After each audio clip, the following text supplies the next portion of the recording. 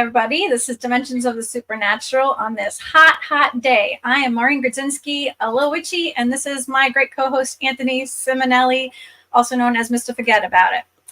Hey, forget about it. Hey, how you I'm doing? so hot I can't remember anything. So I'm working with a fan. If it bothers anybody, let me know, and then I'll just sweat to death. We are here tonight with a great guest. His name is David Oman. He is the owner of a home on Cielo Drive, and that is where, unfortunately, the Tate murders happened. We are going to get right into it because there's a lot of information. We want to ask a lot of questions. We're going to let you guys ask a lot of questions. You guys have a great comment section every time. So here he is, the man, David Oman. Hey, David, how you doing? I'm very good. How are you, Anthony? It's nice to finally make your acquaintance. Hey, well, Been hearing your voice. I know exactly what you're talking about. Yeah, forget about it. We'll take care of it. It's all good. Hey, don't get whack anybody. Yeah, you know it. Not yet. We got more to look after, in the ghost world. We can look for them then. No, we send them to the ghost world. What are you talking about? They come to us. Investigate them. This is going to be a killer of a show. Yeah, exactly. It's working, you know what I'm saying? I know what you're saying, yeah. The old school from the old school. Yeah, I understand completely. I gotcha. You're good. Take the gun. You're good. Yeah. Leave the gun and take the cannolis. I know. Exactly. Okay, we could play all day with this, guys, but we have lots to cover. We don't want to miss a little nook or cranny. Hi, everybody out there in the comment section or wherever you're watching from. So, okay, where do we start? David. Where do we start? At the beginning.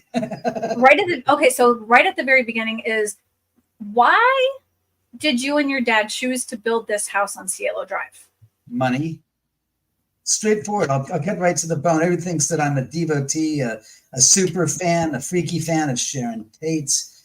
And in fact, I try to explain as many times as I've been asked and try to explain what it is and why we ended up getting this lot. And it's completely money. I mean, bottom line, my dad, 26 years ago in 1998, late November, Sunday morning, I get a call at 8 a.m. I'm passed out, exhausted, tired. He's like, David, get up. And I'm like, it's like this. I remember it's like, yeah, what's up, Dad? It's 8 a.m. Get up. And I was like, all right, I'm hearing what? And he says, I found a lot in the LA Times classified section. Now, This is before the internet. This is before you had Google, etc. And he was using the old-fashioned newspapers in the classified sections. And he says, I found a lot. I said, yeah, so? He goes, it's $40,000. I said, okay, you got I said, he goes, it's in Beverly Hills. At that point, I kind of began to wake up to this, and I'm starting to say, I can't shake him. He's serious. He's not going to let this go. I got to get, so I said, I said this exactly. I said, Dad, let me guess. The listing says 40K. And he goes, yeah. I said, Dad, it's a freaking misprint. I said, where is there such a thing as a piece of real estate, a lot in Beverly Hills? That's $40,000. Yeah. And he's like, he goes, well, it's in the foreclosure section, so you don't know. And I just said, oh, well, you didn't say that, Dad. I'm thinking, it does make a little difference. So I said, okay, all right. I said, all right, tell me the details. And he goes, it's down the street from your godfather's house up on Benedict Canyon. And it's in a street named Cielo Drive. Now, going back, see, people today are going, well, didn't you recognize it was Cielo? It's like, look, today is today. Yeah. But today is not the way it was 25 years ago. Mm-hmm. There wasn't a lot of hoopla. I mean, there were the Sharon Tate fans and people who knew of it and stuff that the Hollywood, historians knew of that, but there was no Once Upon a Time in Hollywood. There was no Sharon, this was the hauntings of Sharon Tate, and there wasn't all these movies. So it was kind of like under the seams of the area. I didn't really pay attention. It didn't ding, ding, ding, ding. Mm-hmm. So I get out my old Thomas Guide map book again, before the internet and MapQuest and Google Maps, we had these maps that, used to get yourself from point A to point B in so many ways to get there. Use a map book. So I found the street and oh shit, I'm not going to forget this. So I sat and I drove up with my 2 dogs, and as I drive up the driveway, I'm getting flashbacks from high school going, oh my God, oh my God, oh my God, oh my God, oh my God. This is where the Sharon Tate murders took place. So when I parked the car, I'm looking down the driveway, I'm like, and seeing this chain link fence and this whole big construction going on at the end of the street. And I'm like, what the fuck? I said, I haven't been here in like 20 years since high school. So I'm looking there and I'm going, this is freaking nuts, isn't it? It's like, wow. So my dad drives up in his 1998 Firebird. The man's 82 years old, still pissing vinegar, and is full of piss and vinegar. And it's like, the man was a Spitfire, as I used to say. He didn't look 82, he didn't act it, and he certainly didn't behave like you would expect, like with a walker nose. He's running, and I says, what do you think of this lot? And I said, Dad, that's where the Sharon Tate murders took place. And he looks at me like this scowl almost, like one, like what the? And the first person goes, who the hell gives a crap about what happened? Some X amount of years ago. Your focus is to look at this piece of real estate, and I want you to focus. And I look down, I look at this literally the slope of the hill. It's probably about a good 35-degree slope going down. And I go, well, it's kind of steep, isn't it? He goes, oh, I love this. I said, I know. I said, I know, Dad, you like to build on lots that are, as you say, difficult to build because they're cheap to buy, because nobody wants the challenge, he says. And as I look closely, I started to notice that I'm seeing steel rebar, which is part and parcel to the beginning stages of putting down a foundation on the slope of the hill. And I said, Dad, I said, am I crazy, or do I see between all these weeds? I said, I could swear to God, I see like steel rebar. And I went down like 7 feet down the slope, and I noticed that sure enough, that's what there was. And he goes, yeah, apparently somebody started to build on this property, and the city must have shut them down, or something happened, because if you have rebar on the surface, he says, the only reason why you have that steel mesh cages on the surface going down the hill, it means, he goes, if that's there, then you know what else? I said, what? He goes, they have already put in the caissons, which in building hillside homes, you need to drill into the earth 2-foot diameter holes that go right straight down through the soft soil to hit bedrock and then penetrate into the bedrock. So that is what you're going to anchor the foundation upon. So he goes, if there's rebar, he goes, then there's got to be caissons. And if there's caissons, there's got to be about a dozen caissons, because he sees that there's 1, 2, 3. I think there was 3 sets of like, you can see where the cross the hillside. Mm-hmm. And it says that means there's got to be about, I'd say probably 4 caissons per each lane. And it says if that's the case, they just saved you $100,000 in construction. Wow. Because that's there, and you don't put the rebar just on the hill willy-nilly. It's got to be secured to something. He goes like this, because he looks at me, he goes like this, Chad from the side, goes, do you know this could be an absolute steal and a half if we can get this for $40,000? I said, no. I said, fact is, I said, it's 1/10 the value. It's like a $300,000 lot if it was buildable. You got $100,000 worth of the costs of drilling the holes, then pouring the steel cages down into, and then putting the concrete in there, and then all the labor. Because it's already there. He goes, you see, he goes, cement and everything, yeah. And my father's like this. He goes, we could build this house and we could sell this for a deal, and then you could buy yourself a house. And I'm thinking, Dad, since I was yay high, like 5, 6 years old, I said, you've been building houses, and I've been on the job sites, and you built my sister bought a vacant lot, picked up a great piece of real estate, double lot that she sold the other lot and built her own house on. And my father built that, and I was there during the construction of that. And I said, I'm thinking, the hell are you going to sell this place? I'm thinking, I've been waiting all my life. It's my wildest dream to build a house with you that I'm going to live in, because the house I was born in, he had built that house out of the ashes of the Bel Air fire, and built that house. And it was like, Dad, I like the idea of what you've taught me. and what I've learned from the trade, and the fact that he said, I did this. This is my design. You'd never find this in another house. I said, well, no shit, Dad. You got it. The house I grew up in had a 40, 50 foot long, not tall. It was 12 feet high, but it went out. Fiddle leaf ficus. That was my dad's. When we built the house, there was a little, I kid you not, the plant was probably all of 5 feet, maybe 4.5 feet long. And it was literally about less than a foot wide. And out of this thing was, and the base of the tree by this time when I was growing up was about this big. And it came up and it was strung and split up in 2 different directions and branched. Whoops, sorry about that. 2 different directions. He had literally had to take steel wires and put the anchors in the ceiling to keep it up, because, the thing was just spreading out, growing towards the windows, towards the patio. And it was like, I said, Dad, look, I don't have no arguments with your design motifs. I said, you've done a great job in the houses I've seen you build. I said, I'm thinking that's what I want. I want the input so that I'm not buying somebody else's. I'm bidding it because my dad's, the craftsman of craftsmen. And so I was like, in the back, I said, the hell we're going to do that. If I'm going to do this, I'm doing this because this is my own home that I'm going to put the blood, sweat, and tears and sweat equity into. To build it from scratch, and there's no chance that I'm going to give this away, especially because at 82, this was the last house he was ever going to build, ever. And it was like, 82. I'm taking advantage of this opportunity. If I don't, there won't be one. And I like I said, the money and the time that we saved by us building it with a couple of laborers was the best.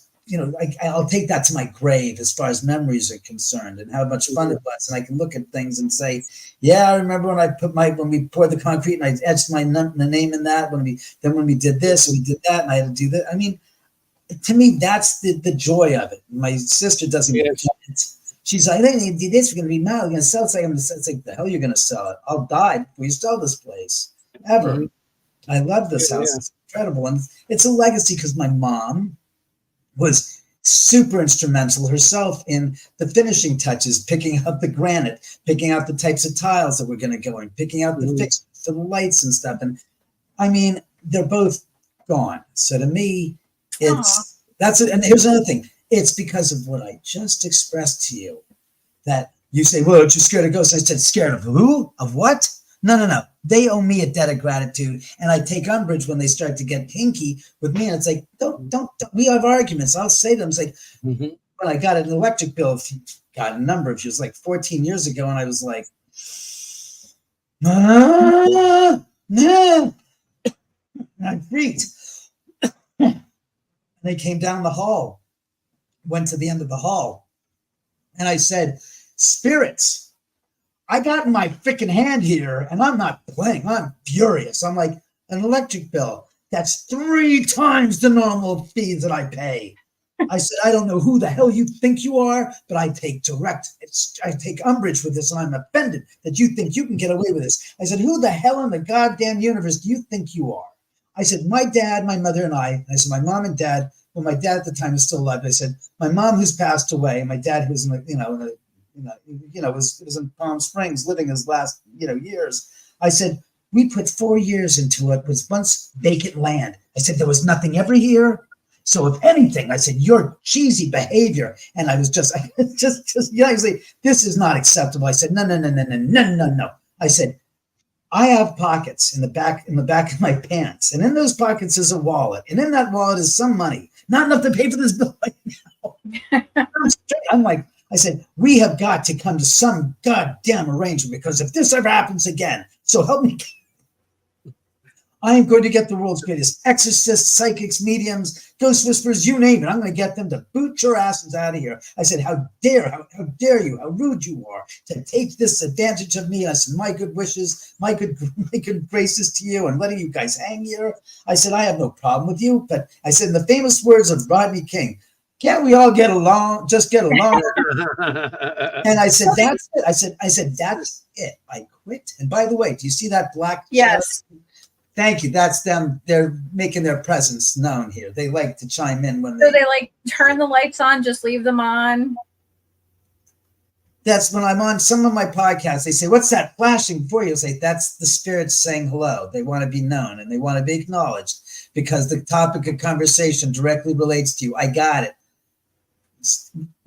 I thought it was Audience, just lights Maureen, like twitching.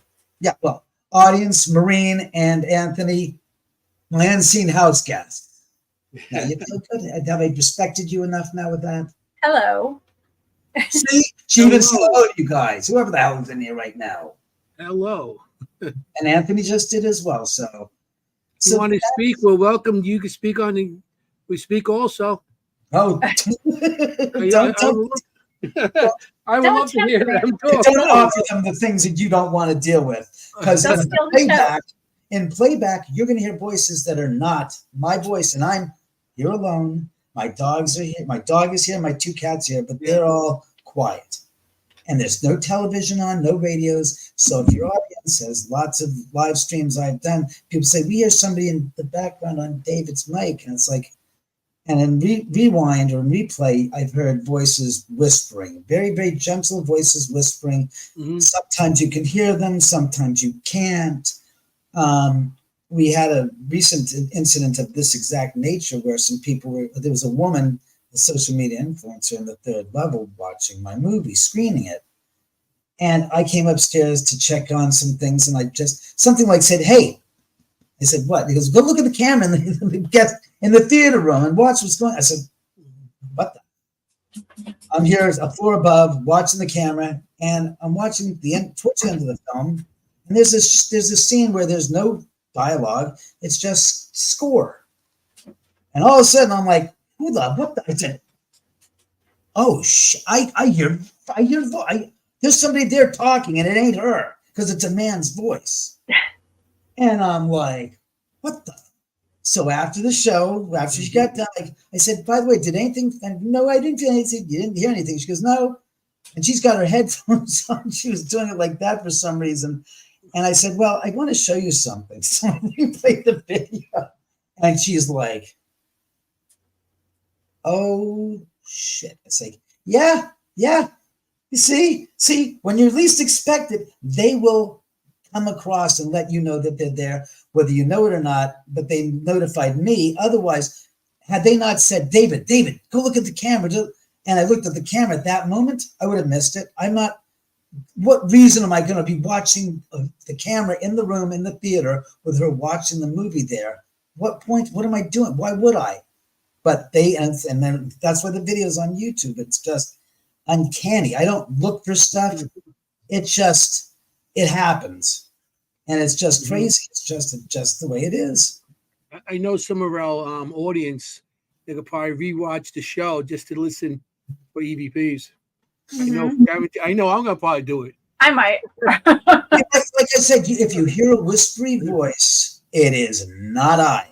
And it's the caricature. I mean, the character of the sounds, how many spirits? Todd and Carmela, I'll tell you the truth. It's not what people think, because when people come here, I want to see Shan. Oh, yeah. Thank you. Shut it. I got. They want me to remark and make a very poignant or pointed. It's not poignant. It's pointed, guys. Wrong word. A pointed statement and comment about your question, which was when Lindsay Lohan came here 13 years ago. She was like, a lot of people, "I want to see Sharon Tate. I want to see Sharon Tate." And I'm like, we're not on set. If something happens, it's because they want to. And I can't predict who it's going to be in relationship to you. But 9 times out of 10, there's not a hell of a lot of interest for Sharon Tate's spirit to come across to say hello to you. A, because you're demanding. B, because she has no connection to you. C, what's the point in which she's interested? Because it's not about you. I say, put yourself in her shoes. What's the motivation for her to want to say and make an appearance to you? Mm-hmm. And that's why I said, no, as Dr. Taff had said 20 years ago, the house is like a giant bipole, so that the DC EMF levels are way, way, way, way, way off the charts. And as a result, this is like, as he expressed it, is a light bulb in the darkness. his analogy was, a light bulb in the darkness attracts insects. Your house is like a light bulb in the darkness of the other plane of existence. And the spirits are drawn to it because it's a very safe environment. And so we have lots of spirits that transit through the house. Mm-hmm. According to Marianne Winkowski, the real life ghost whisperer, she goes, I said, she goes, I said, could you clear my house, Marianne? Everybody says I should have it cleared. And she goes, honey, I can clear the house, but in 5 minutes, there'll be a whole new slew of spirits in there that have nothing to do with the spirits I just cleared out and sent off. And I'm like, really? She goes, honey, you've got a revolving door at your front door where the spirits are concerned. And I'm like, really? And I was like, and she goes, and then Lisa Williams, the famous English psychic, was here after Ghost Hunters. And she said, she goes, your house is like a giant ghost flop house. I said, and I didn't tell her what Marianne said, because I'm not one of these people that like, I talked to this one, and this one said this. And it's like, what's the benefit of asking somebody their opinion and in their field of expertise by telling them what somebody else said, so that I can, in some way, shape, or form, taint their response? I don't want to give them information from somebody else. I like to keep them in the dark and let them speak for themselves as an individual and see what their story is, so that I can, in my mind, file Lisa Williams, file Marianne Winkowski, file Chris Fleming. So each one is independent. So I don't like people to cross-pollinate. Mm-hmm. I want it to be organic to that person, because I saw once a show called Dead Famous Live in the UK, and they were doing the Jack the Ripper tour. And there's a whole gaggle of like 15 psychics walking down the street through White Castle where the murders took place. And I will never forget this scene. This one psychic says, I see a man with a watch. And then the psychic next to them says, yes, he's very interested in time. And I'm like, you piece of crap. I said, who wrote the script? It's funnier than, but I don't buy it for 2 freaking seconds. And I said, it's entertainment. Yeah. It's for the entertainment value. And I said, look, if I ever do an investigation here, and this is in 2003 or early 2004, said, if I invite any psychics in here, I'm going to do it in a way that no one has done before, ever, at any location. So it was August 20th or 29th, I brought in 4 psychics. And then on one night, but I said, I want to do it in the most scientific terms possible. So we had one psychic in a Ramada Inn, one psychic at Tiny Nailers restaurant, one psychic at a coffee shop, and another psychic that was already here that we started with. And I said, they were kept by 3 different handlers. Each one was there. I said, one goes through. We don't tell her squat. She is not notified. She doesn't know where she's going. We didn't tell her the backstory. I said, I want each one of them kept in the freaking dark. Do not mention word one, peep one. When we drive them up, they're blindfolded. They don't know where they're going. They come in the house. It's pretty much you go in and you just shoot them as they walk in. And then afterwards, you do the quick interview, or you just like, hi, my name is, slate them, shoot. And then we had 2 cameras and a thermal imaging camera. Right. And so we were following them through the house. And I said, they go. Wherever they want to go, you go where you want. And we'll record what you're saying. Mm-hmm. Unbelievable. So the first one goes through, send her back to the first location we have her stationed at. Bring the next one through. All independent. They don't interact. At the end of the night, we bring them, and that's great. After we've done with the walkthrough, we then do an interview with them individually, send them packing.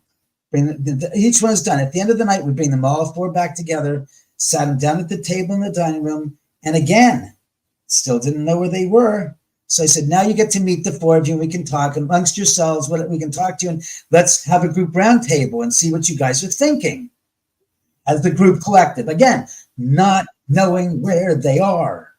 Mm-hmm. Then we let the cat out of the bag and told them, and it was like, because And I've got it in my book, the book that I wrote, because I said, I want to use this for footage for a show, which we have yet to make. But I said, I wrote down all of the incidents, these events that took place on that night with the 4 different psychics, and I put it in the book. And I'm reading it over a few years, 15 years after it took place. And I'm like, as I'm writing this stuff, and I'm listening to them talk on the video and watching them.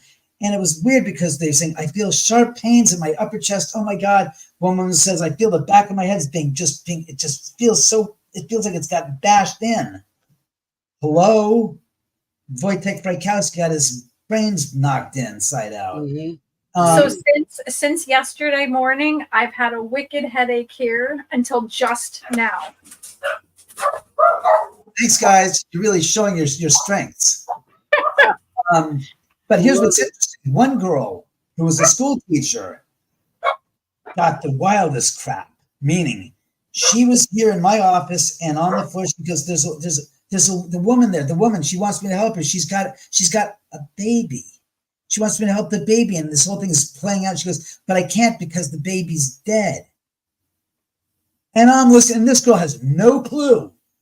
And we're going through the house, and each one is getting different bits of information. So when we opened the key to the lock to expose where they were, it was like, this made sense. This made sense. The sharp pains, the stomachs, the grabbing my, it was just like, and I'm listening to them. It's like, what are you talking about? When I'm watching you guys, I have to keep my trap shut because everything you're saying is like going bing, bing, bing, like they're hitting the nail on that. Wow. Yeah.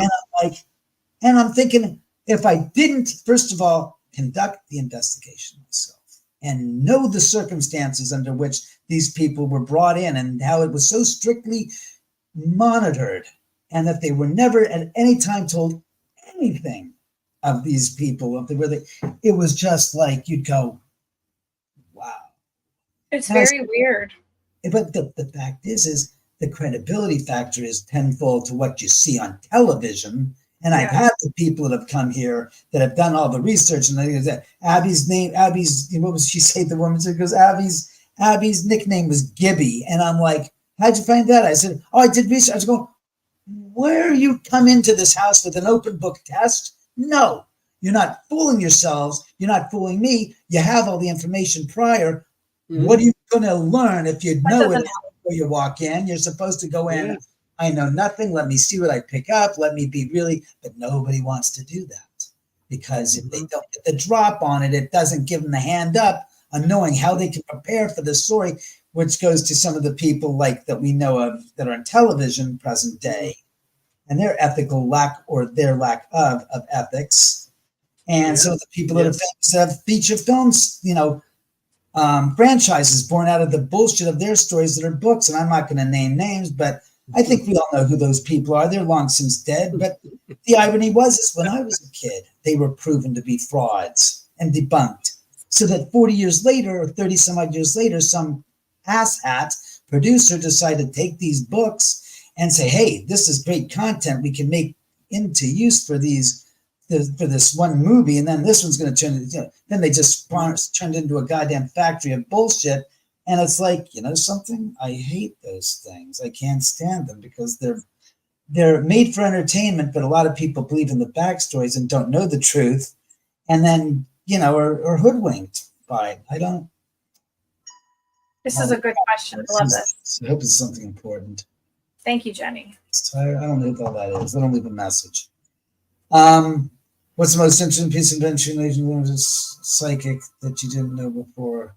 We'll confirm. I'll tell you honestly, Jenny, that we have been fed a book of lies about the paranormal since God knows when. I mean, look, I'm not trying to we as a collective. Is that what you mean? We as a collective?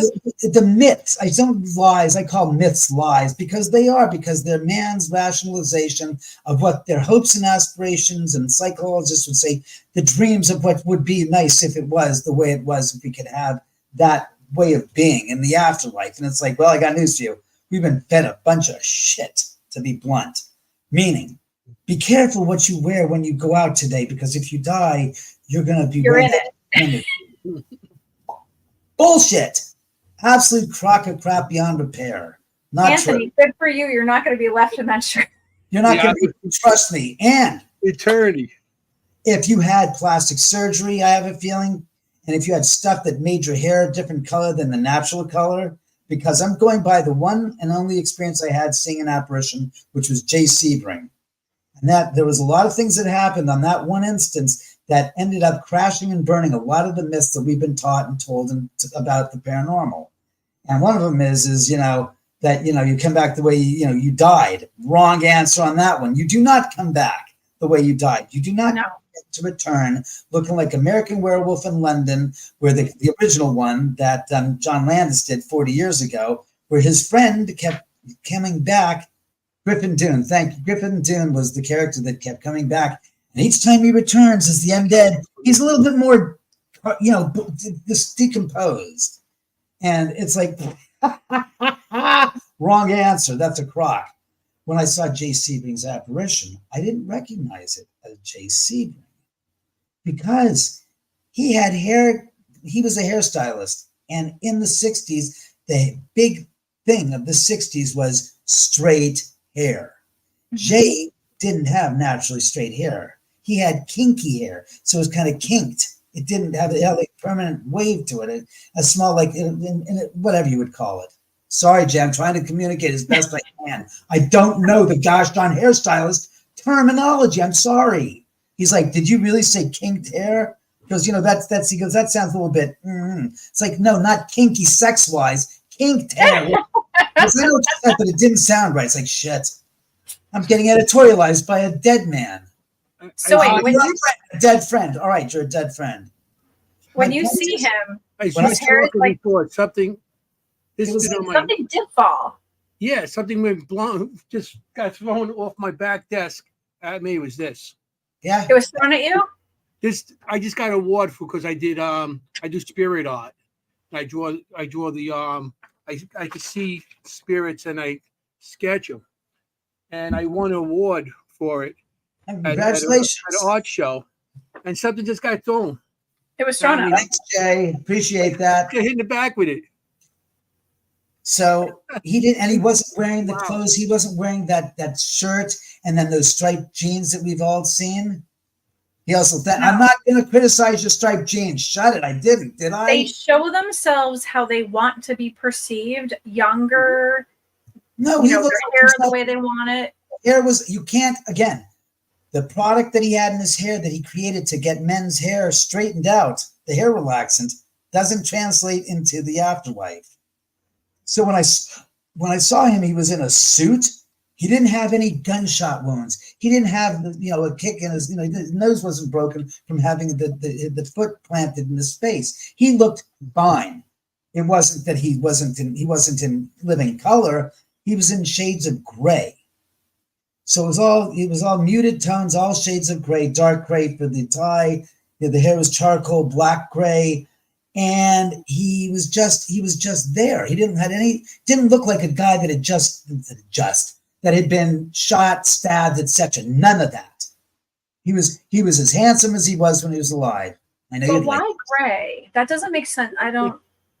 Because they'll show themselves the way they want to look. Like when my mom passed away, she didn't look ill. She was in white pajamas, pristine, red high heels, which she was not allowed to wear in life because of the way her feet hurt.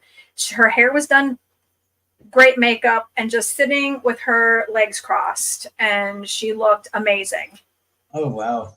So it's how they want to look for you. They want to look for themselves. They show themselves. UFI made some comments. Should one base their own perception of reality upon the perceptions of another? Sometimes yes, sometimes no. Context is important, isn't it? No. I believe. That's where you're wrong. See, there's the thing about context. Context is human ego speak. And that's it's perception and intention. Spirits don't give a rat's ass what we want. We're not to them. We're not the center of the universe. To them, they don't care. They do what they want, and they're not trying to have you die to join the dead side. They said, where do the people come up with the idea that spirits on this side want them to say, you're all going to be here at some point. They're not trying to increase the speed and duration by which you pass on. That's not in their game. That's human BS. No, but don't you think that they don't want to scare us, so they'll show up looking a certain way? they don't want to scare us just by their presence. That's why a lot of times they know better, because first and foremost, spirits can read your thoughts. No matter what you want to hide behind and you're cloaked in your mind, they can read your thoughts. That's a fact as well. I've learned that here. That once walking down the hallway, and it's on a video, I threw my hand up at 1:45 in the morning, washing my clothes, and I thought to myself, spirits, I got you covered. You're good. And I threw my hand up, and then I hear this. Knock, knock. And I stopped dead in my tracks 5 feet from the camera on the stairwell. And I'm like, oh my God, there's a burglar. And then it's like, what do you mean there's a burglar? What burglar is going to freaking knock to say, I'm here? I said, no, not a burglar. And it's like, oh shit, it's not a burglar. I said, then it's a spirit, because I'm alone. And I'm like, and I'm starting to go back to thinking, oh yeah, it's a spirit. That's cool. But wait a second. I didn't say anything. It's like, no. You didn't say anything. You thought something, gestured to the spirits, and they reacted to that. At which point, upon going up the staircase, I said out loud, and it's on the video, I said, spirits? I said, you mean to tell me you can read my freaking mind? I said, so there are no safe harbors, are there? I said, I can't bullshit with you and say one thing and believe another, meaning you can't say do this and do this. It's not gonna work with them. They are purely, they know they straight and narrow. And your idea of lying and bullshitting to them, why do you think a spirit doesn't manifest in front of certain people, or how they want to be delicate about trying to communicate with you? Because they know in your heart of hearts, their manifestation is going to be the downfall of your brain. Because a lot of people, I want to see it go. So the second they do, they shit in their pants, they run out, and they can't deal with it. I know too many people that ran out of they're investigating and go out, spend all this money on equipment. Then they see a full body apparition manifest in front of them. I don't see them no more. They're gone. It's the titillation, I think. It's the anticipation, but not the true statement of, and look, I'm up until 20 years ago, next month, which it'll be 20-year anniversary, when I saw Jay's apparition.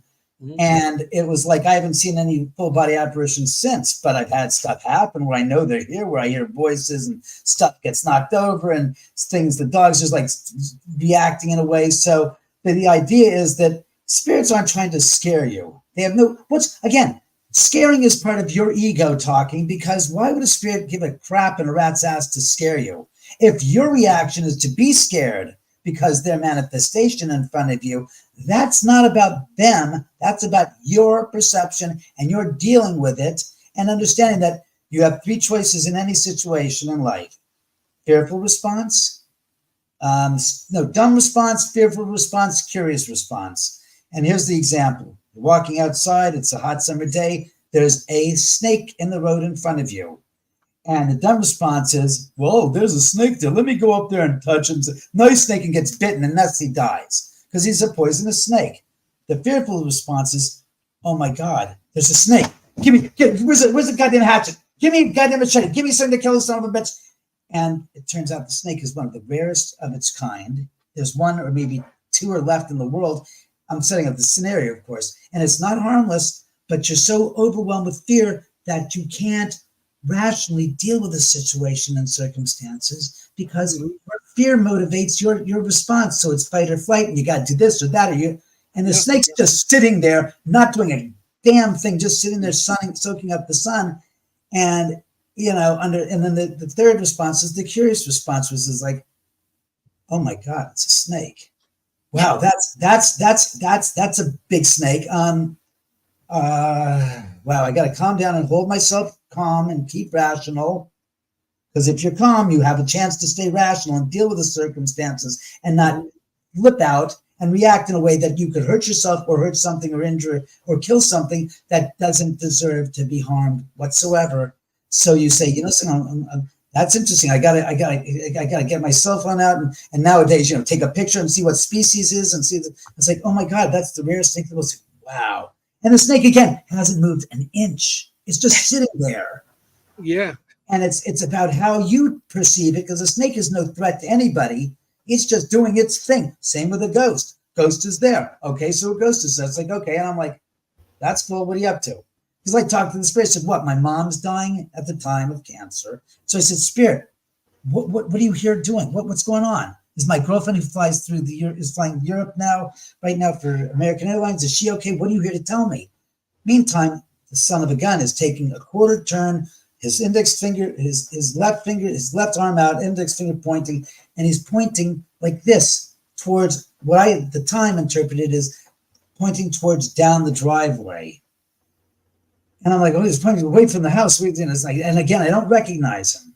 3 months later, I did some research at the LAPD about my book and trying to see if there was any photographs of any used objects from the murders dropped on the side of the hill where the house is here. I didn't see anything, but I saw a picture that said Jay Sebring with his natural hairstyle, and the picture and the spirit's image were identical. And I saw the guy with the kink hair. I said, that's Sebring. That's the son of the, I can't believe that's Jay. That's what his natural. Then fast forward 8 years, crack of dawn next door, I hear the sound of tractors and earth moving equipment working on the property next door to mine, where they literally took the hillside. Like this is like the streets across here. So here's your street and here's the side of the hill. And they're starting to remove the mountain here, to remove this whole section of mountain to build the house next door to mine. Instead of doing a step foundation like we built here, these guys decided to go straight down 60 feet by an 80 feet of frontage on the street and remove the whole wedge of the mountain. So in fact, Sebring was pointing towards the property next door 8 years before ground was broken for the construction of the house next door to mine. That's what he's pointing to. Interesting. Makes sense. Meaning, Yeah. if that's the case, and I've said this before, and people hate me saying this, as Shakespeare said, I will quote him in some regard. I'm not that great at remembering your line. Life is but a play. We are all but players that come upon a stage with our entrances and our exits. And we are just going through the motions of that. Because how else can you explain that Sebring's apparition is pointing towards a vacant lot that had been unsold and untouched forever? It had never had any property. No home was built on that until they sold it 8 years later, and that started the construction on the property next door to mine. So, Strange stuff. Oh, I have a question with the. okay, you go first. I'm sorry. No, that's all right. Well, because when you guys actually built the house, do you think the material you used to build the house is acting like where spirits come in, and like maybe the material is drawing them in? You know, Well, where you're sitting on the hill and the way the rebar is set up and everything could be made like a transformer, everything coming in. here's what the curious thing is I don't know. I think the house next door, the houses up here are obviously, there's my house, the house 2 houses down, and the house directly next door to me on my dad's side that Jay Sebring pointed to, were all modern homes. The other 2 homes that were up here before the murders, during the murders, and were built in 1960, were matchsticks homes. They were 2-story matchsticks homes, which had cantilever. They went over the hill, and they had poles that held them up. Okay. Now, those homes were different because it was 1960. They weren't using steel I-beams. I know for a fact in my home, the structural engineer that my father went to decided to go with a reinforcing action of putting in 4 steel I-beams, like in a skyscraper. 2 under the second floor, supported by 3 steel columns that were embedded into the gray beam, the concrete that is embedded, connected to the foot foundation, the step foot foundation connected to the 13 caissons that go in the ground. And then on the 3rd floor, there's again 2 steel I-beams running across the width of the house, connected to three steel pipes, again embedded in the concrete reinforced gray beam. And when Dr. Tapp was here in 2005, he brought a digital geomagnetometer, DC, meaning it doesn't register anything with alternating current, which is, for those that don't know, AC is the conduit that goes through the house. I'm a retired electrician. Yeah, exactly. And DC is battery power, cell phone battery power as well, lightning, static electricity. It's naturally occurring energy that exists. To totally separate. They don't. So it's straight now. Like Right. It's a direct current. AC is alternating current. Right. When it waves, it goes up and down. It has its highs and low. There's a line in the middle. As it goes up, that's the highest, and then it goes down. So right. Alternating current. Exactly. Alternating current. Then you have DC, which direct current is straight, and that is more direct. Matter of fact, I think Edison is one. Yes. DC current, and Tesla did alternating current. Which right. Alternating current goes further than DC. DC, you have to put base stations on it. Yeah. Right. The transmission line of DC, to use DC, would have to be this thick, where AC is like this thick.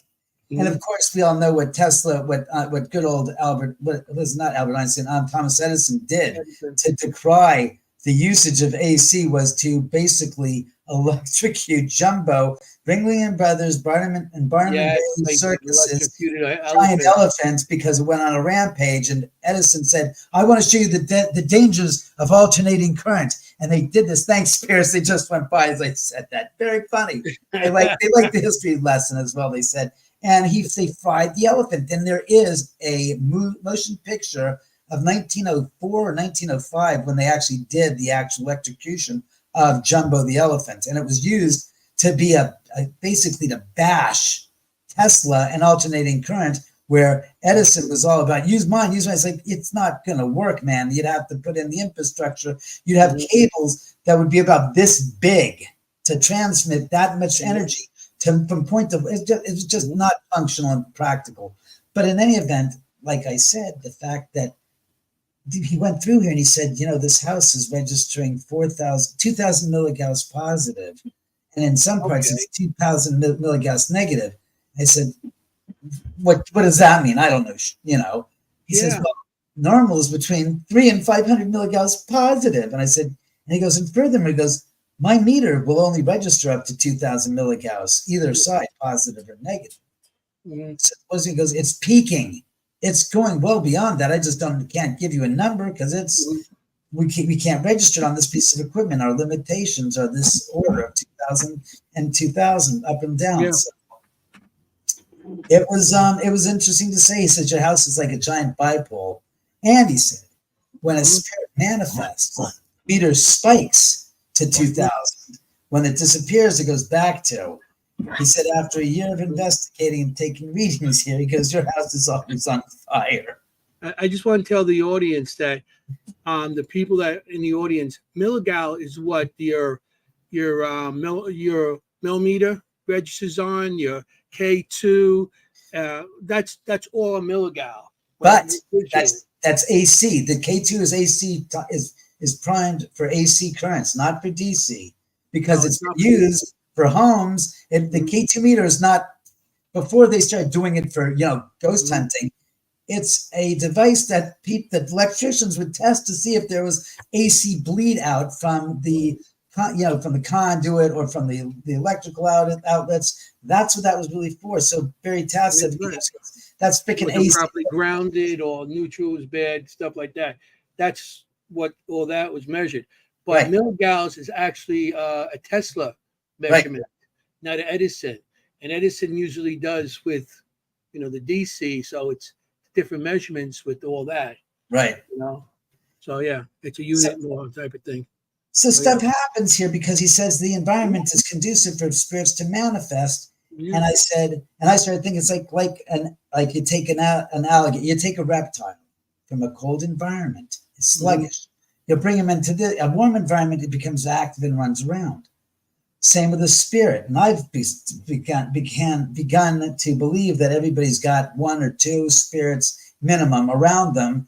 And I'm not talking about hitchhiking spirits, which I don't believe in, makes no sense whatsoever. Again, take the ego out of it and you start to realize, why is a ghost going to follow you from one location to another? Because you're so special? That's you talking and desiring something that's most likely not happening. And the spirits around you are the ones that have been around you since you were born, or friends that have died, or relatives who have passed over that are hanging out to check up with you and see how you're doing. And when these people walk into the house, the spirits around them hit this environment. It's like they hit the beats for the spirits. So they're like having their time. And people have said, oh my God, somebody just tapped me in the shoulders, and I turned around, there was no one there. And I said, who's the first person that came to your mind when I asked you? And they say such and such. I said, are they dead? And they go, yeah. I said, that's most likely the person that's interacting with you, not Sharon Tate, who doesn't know you and has no reason to say, hi, you're my biggest fan. It's like, I really give a shit. I'm dead for 55 years. Please, come on. You know, but we've had relatives of Sharon's here, or people that were connected to Sharon's family when they were younger, and they came here and stuff happened. And it was like, oh yeah, they said, that's me. We just want to let you know we're here. I'm thinking, geez, you really are something else. And it's like, there's a direct family connection to the decedents. So I said, that makes sense, because why it's the shortest distance they said is between one point and another is a direct connection. Not, I'm your biggest fan and you're floating up here. And it's like, well, you might be my biggest fan, but why do I care? No offense. And they come back to saying, you know, no, I'm not here for you. And that's why people have said, you know, I mean, they said, you know, you're exploiting the murders. It's like, I'm not exploiting the murders, man. I have people come here all the time. All these social media influencers come here, don't pay a dime. They come around, they try to help me promote the movie and my book and stuff, but I do it because I get a kick out of sharing the experience with these guys that I've met and I've had friendships with for years. And you know, it's sharing with them so they can share with the public and demythologize some of the paranoia of the paranormal. Yeah. Maureen, I cut you off before. You want to ask your question? I'm sorry. I don't remember what it is now, but I have another one. I'm sorry.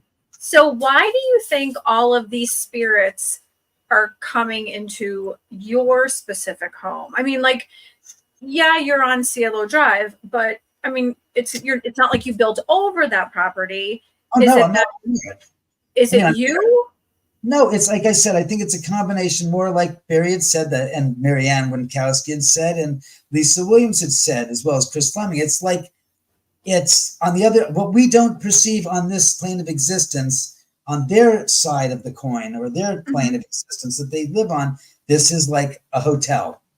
It's a ghost flop house. To them, it's like a beacon. Thank you very much. You sons of That's what I was going to ask it's you. An oasis. They said it's an oasis in the vast expanse of darkness.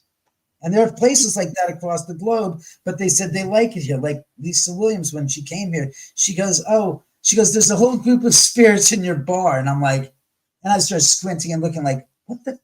I said, I can't see it. She goes, well, there's Jay, there's Sharon, there's Rudolph Valentino, whose house is across the canyon. She goes, there's a bunch of other people I don't recognize. And she goes, there's also a group of Native Americans. And this blew my mind because I didn't know anything. She goes, there's a group of them just hanging around this campfire. I said, campfire, what the fuck? She goes, no, not on this plane of existence. It's not there. You can't see it, but they're hanging around it, communicating in their language. And I'm like going, holy shit. And she goes, well, they just want me to tell you, they really appreciate you hanging, letting them hang here.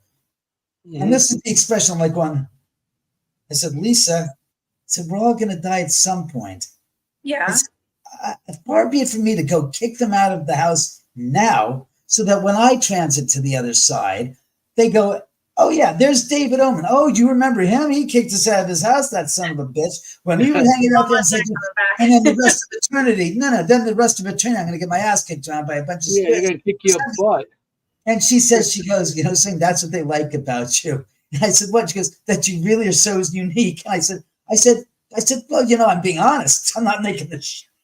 I said, I know how things are. I said, I make no bones about the obvious. And she goes, well, they just want me to tell you they really appreciate you. It's like, I appreciate them too. And people don't understand that I have no problem with it.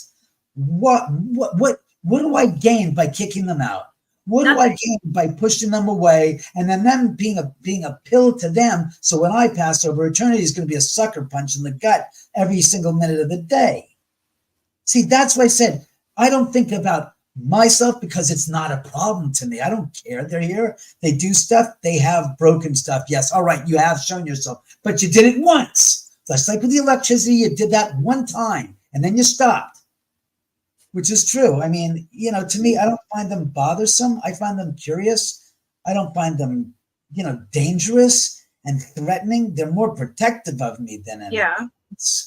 I think a lot of people don't realize that. They think that everything's a demon. It's always a demon. Everything's always well, yeah, they're going to be angry if they're stuck here for too long, but that's not what it is. But I think it was more a question of why your particular home, because when people say to me, like, you tell us, like, when I first started using my abilities, there was a mafioso in my house, and there was a woman in a Victorian garb, then there was a kid with basketball shorts on and no head. And I always explain to people that I think personally, for me, my son was living with me at the time, and he also has abilities, so we were a beacon, which is the word you use, but you seem to be talking to them also, so you have abilities. It's like you don't see. It's like I'm hearing stuff. It's like, all right, I heard that, and I call them out when they start trying. Right, you're hearing or hearing? I'm hearing. They're saying stuff, and it's like, I heard that. Yeah. All right, fine. It's got it. Enough. You know, that guy. I just respond to them like they're guests. Sometimes they get on my get up my butt about stuff. And it's like, this isn't. So you're hearing them with your ears, not here. No, I hear them. They literally, you can just hear them. Like they say stuff. It's a mingling of just knowing and having the experience. It's like, all right, I got you. I heard, yeah. Shut up. You're getting enough. I heard it. I heard you the first time type of thing. It becomes a nuisance. So sometimes they get a little bit impatient, but it's not like I have the ability to like say, all right, tell me about this person I'm meeting right now. What are they like? No. They just decide when they want to communicate. So it's more of a knowing for you, which is here. That's because that's what I'm like. I'm watching as you're doing it, and you're more like, no, I'm here. They said no. It's not a knowing. It's a combination. It's like okay, enough. I got it. That you're being heard. God damn it! Stop it, Anthony. Can you hear it? 100,000 of you sons of bitches in here. They hear you all. If you don't, you want to make your shadows go by, go make yourselves felt. Show them that you're here. Don't make me as a gosh darn mouthpiece. No, sometimes they just get really, when they go on podcasts, they like to be, it's like, I don't know who the hell all of you are. That's probably why I can't identify you all, because I don't know. Don't get offended because I don't. It's just the way it is. They say, all right, enough. Fine. They said, we're not going to be a nuisance. It's weird because I did hear before he started something. I don't know if it was something, but I did hear a voice, something like a woman. See, now I have to and he started, talking, and that's. I have a big like. You are so open, and you're so comfortable with them being there. That's why they just talk to you. I mean, if you have it doing that. They said everything that you said is true, but they said the key to the reason why me is because I'm very sincere and I'm very honest, and I've learned that if they tell me something, and for instance, I'm at a meeting or something, and it's a business meeting, and I hear something after the meeting, and I have to go to that person and say, look, and they go, how do you know this? It's because I have to tell you this. If I don't, I get cut off from my own self, because I'm not meant to be the gatekeeper for their information.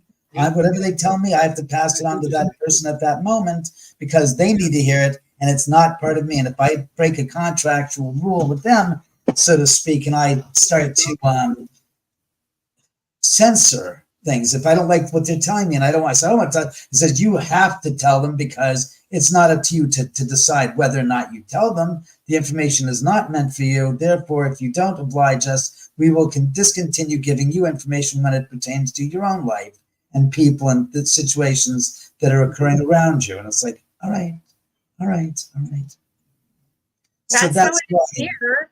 I mean, I walk through my house and like I'll see things. We actually even had a situation where my husband, he doesn't have abilities, and I was at the kitchen sink. He was walking up to me and he said, hey, babe. And I went to respond to him, and we both heard, hey.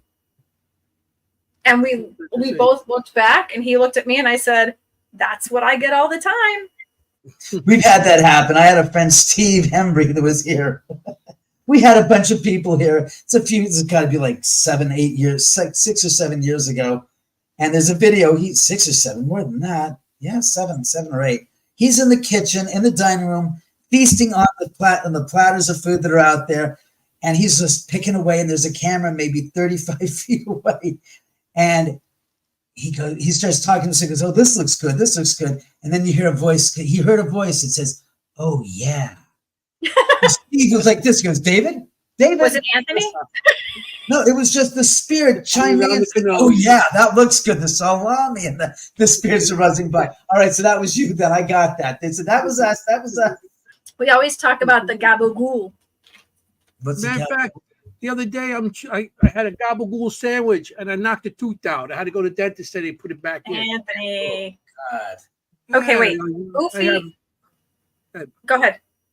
No, I just have an implant in the back and the gabagool got the ghoul underneath the gaba and pulled the tooth up. Just putting up a channel on YouTube, a YouTube thing, and subscribe and like. That should be us, not somebody else. Crap. Nightbot. The Nightbot gets rid of any spam. But that is spam. Well, we'll get to that at another time. Oofy wants to know, David, are there ghost gangs and are there hit ghosts that go around bumping off other ghosts? What is the social structure of the afterlife like? At the time will be, you got to be nuts. There is none of that shit. I'm sorry.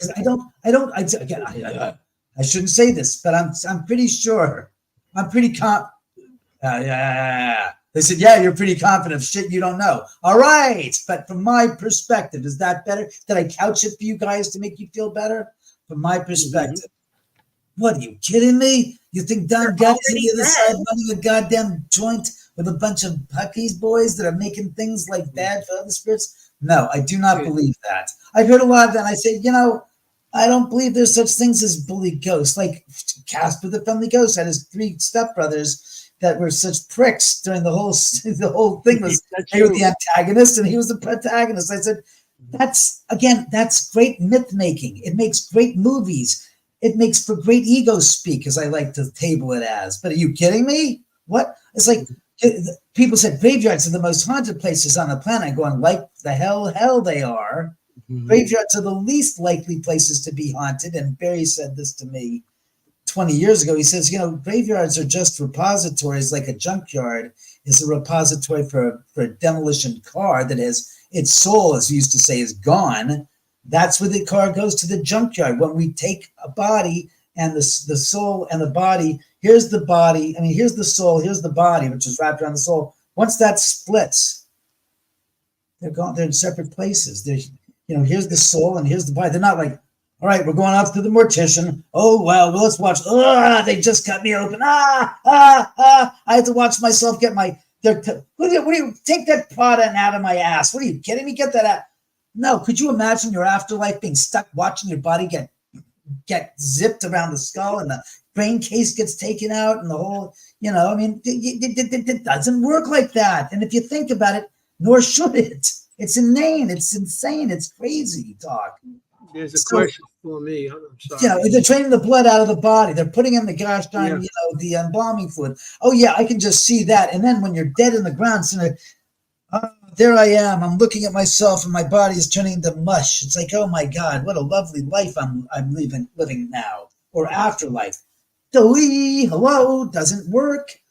But the mourners, such as the instance of the lady in red that used to go to Rudolph Valentino's tomb on the anniversary of his death and put the rose there. When she was alive, she did that as a pilgrimage every goddamn anniversary of Valentino's death. Valentino. So when she died, there were reports on the anniversary of a woman in red that would walk up to the grave of Valentino and she would place a rose in it and then she would vanish. Mm-hmm. That is something that I believe can make sense, because in the statement thereof, the causation of why she was there at the goddamn cemetery was because she used to go there over and over and over and over and over when she was alive. So again, to her, that was a sacred spot. That's where we come up with the terminology, visiting your old haunts. Not talking about ghosts, mind you, but when you play it around, you say, wait a second, where do you think that comes from? It came from the idea that when the dead person came back from the dead to visit as a spirit, he went to the places that were his favorite when he was alive, or she was alive, when they were alive. Mm-hmm. So they visit these places And that's why people go to these places and you see a wall and the spirit walks through the wall and it's an old Victorian converted home. And then you look at the floor plan and said the original floor plan, this wasn't one stupid room that was a rental. This was a whole Victorian home. So they built walls that to you and me exist. To them, it's not familiar because their path that they would walk was right through that corridor that no longer exists. And that's what that's about. Yeah. Yeah. So there's a lot of stuff that we've been told that I just don't. Mm-hmm. No, it just doesn't. It does not match to what I've experienced here at the house and in other places I've gone to and other places where So this place I say, so yeah, tell to the spirit who's talking to me right now. He thinks otherwise, and you can hear him. I can goddamn see him. He just walked right by, and then he said, "Oh, you can see me." It's like, yeah, what's going on? Then I hear the lowdown. It's like, oh, you poor son of a bitch. He goes, yeah, I really don't like these people. I said, you can't change it. They live there. You don't. You're not living. They are. And I had to say, it's like, look, try not to piss on them when they're doing their thing just because you're upset. It's not going to do you any good. And it's not going to do them any good. Neither one of you is going to be happy. How are you going to get along? It doesn't work. You got to find a mutual, reasonable balance and a point of center point. And there's the thing. Most of the crap, I don't want to get into it. No, I'm not. I'm not going to. This isn't my guy. I'm not freaking Harry Houdini, you schmucks. They said, you should look, there are a lot of things that I don't buy into. And I've been seeing psychics since I was a kid. It's either paid or people that went what I meet in different things. They were psychics. They said, oh, you've got tremendous energy in this. And it's like, yeah, whatever. I've heard it before. Because to me, I had been hoodwinked enough times by gypsies. Oh, you have to bring in your sock and a shoe of this other person. Like going, and it's all I started to learn. It's all gypsy mumbo jumbo to get you hooked so they can bleed you dry financially. And a lot of people get sucked into that. And I was one of them at one, years and years ago. I just said, you can't ask somebody else to do your dirty work for you if you're going to play with spirits. You can't ask somebody else to tell the spirits to get lost. You got to do it yourself. I found that in a lot of cases, a lot of people who cry about getting scratched in their freaking mind, they want that. They make no bones about it. I've had people that have been here that have gone into the earthen wall room. My friend Trey who went into the earthen wall room, came running. I said, something scratched me, something. We pulled up the back of his shirt, and right in this little spot, like the 3-inch section between his shoulder blade down where he couldn't reach from above and the spot in between, there's that section of back you can't touch. He had a little red mark on him. And the spirit said, well, he got what he wanted. And I said, what the?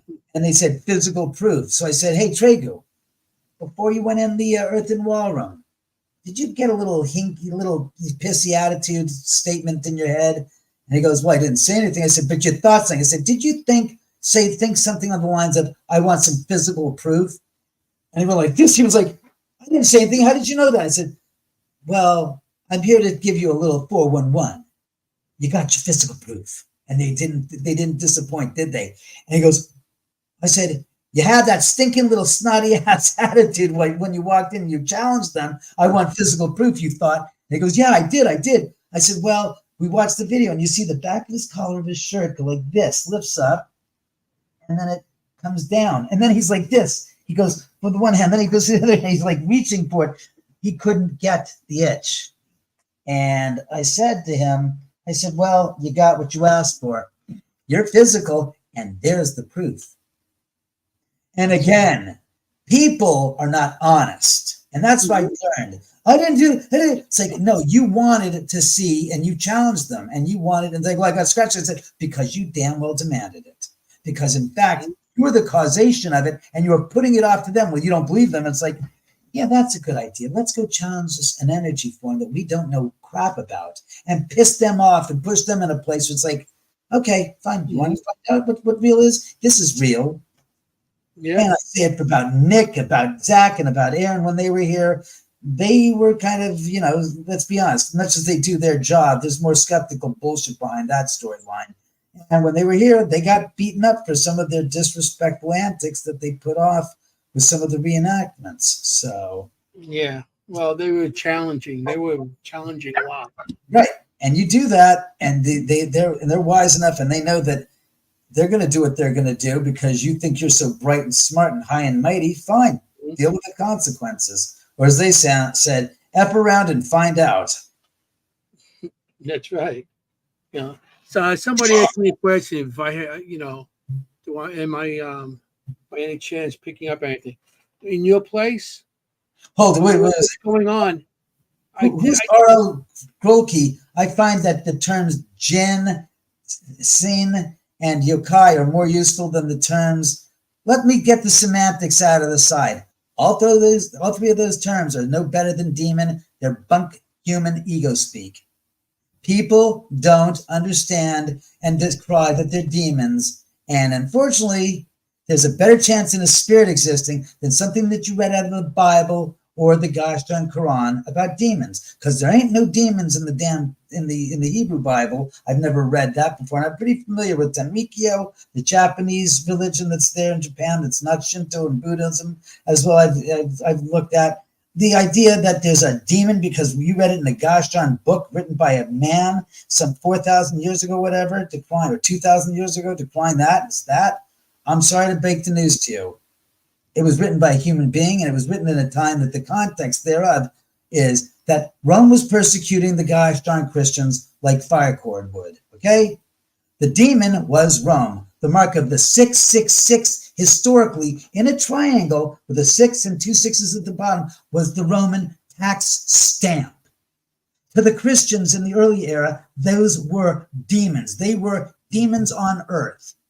That's why you guys with the 666 and the mark of the devil are just repeating the stuff that the early Christians from 2,000 years ago were talking about because they were being thrown to the lions, burned to the stake, thrown to the gladiators in the games, and the incarnation of the devil in the eyes of those early Christians was the country. You mean the what do you call it again? The Empire of Rome. So when you start to examine what the basis of all your 666s and all that stuff and the demons and stuff, and you start to realize what they were up against, and then you say in those contexts, that made sense. Understood? Present day, that don't make sense. That's what's understood.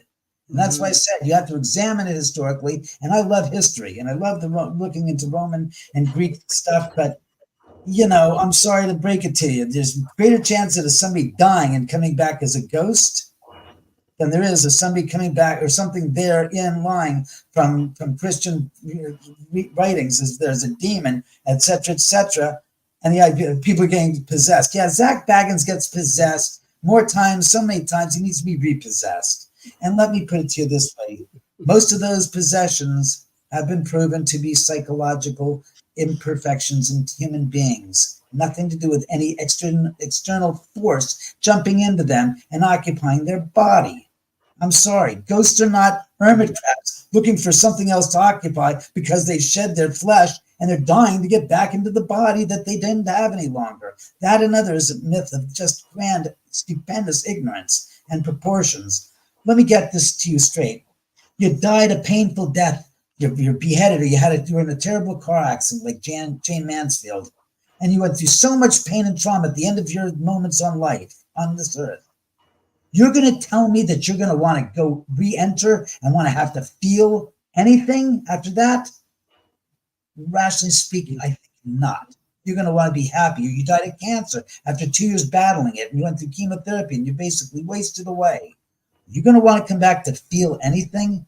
The last thing on your thought is jumping into a body to feel pain, physical pain, which you have left behind you. And that this is you have possessions or what is it? Objects become occupied vessels for ghosts. Let me go show you something. This is a piece of porcelain. It's an ashtray. Thank you, spirits. Just went by. This is the same material that they used to make China dolls out of. Baked porcelain. This has got about as much likelihood of being possessed or attachment of a spirit as a China doll.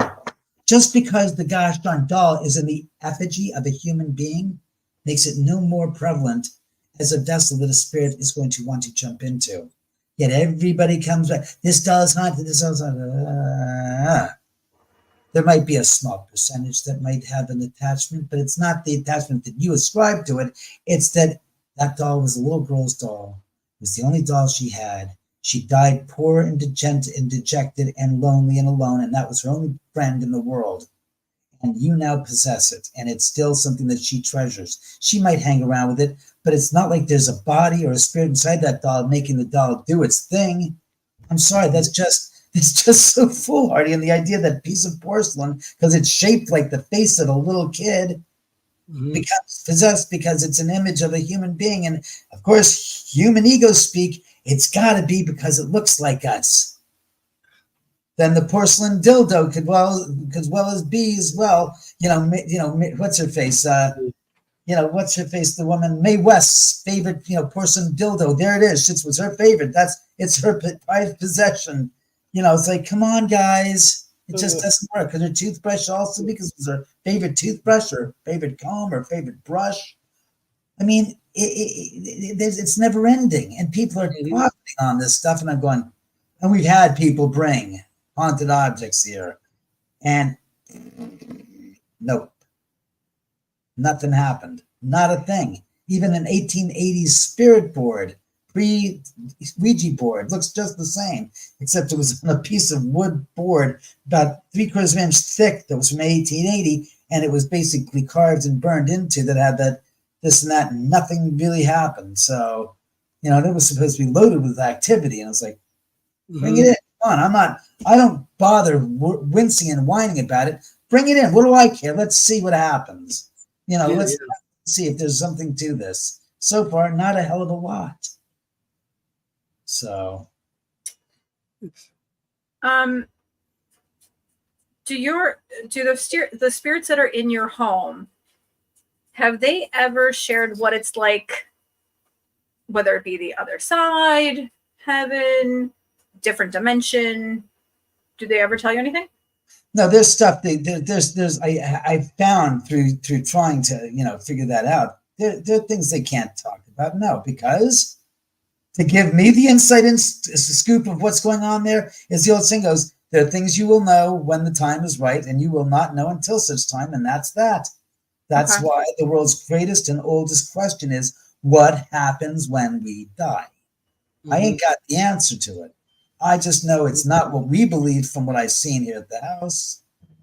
And the activities just, they're like, well, we'll tell you this. We're not reliving this goddamn tragedy over and over again as every asshole comes up with, oh, they're reliving it. It's like, are you guys for real? Do you really think they're stuck in that loop? Oh, they're stuck on this planet, this plane of existence. It's like, they ain't stuck, kids. We've come up with some wild-ass myths. They have a ball and chain wrapped around their legs. People say, well, they can't be haunting your house because they died down the street 150, 200 feet away. It's like, I said, yeah, they've got the chain rattling too, and they got the big ball at the end of the road, motoring around where the hell they want to go. No chance in the universe is that even close to true from what I've seen. And they don't give a damn. They want to be as people and not treated as just a parlor trick. That's the thing, is that's true.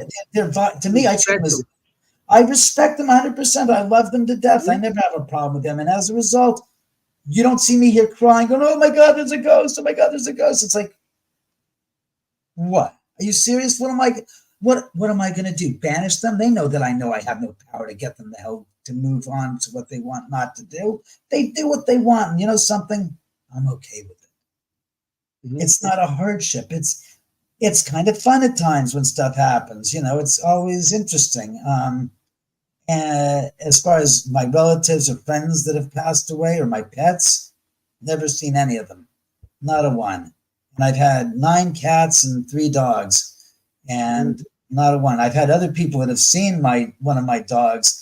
And I said, I showed him a picture. He goes, yeah, that's the dog I saw. I said, yeah, that's my dog that died X amount of years ago. And I'm like, going, son of a bitch, that's crazy. So, I mean, with the spirits in your house, time out. Who's? I looked up. She said, read this. I take it you're not a fan of transmigration, then. Honestly, never heard of it. But I have a feeling Sharon says I'm not going to give two bits about it because it sounds like another myth man-made of those that try to make these statements that are so beyond repair towards the paranormal. It's like, well, yeah, I was like, really?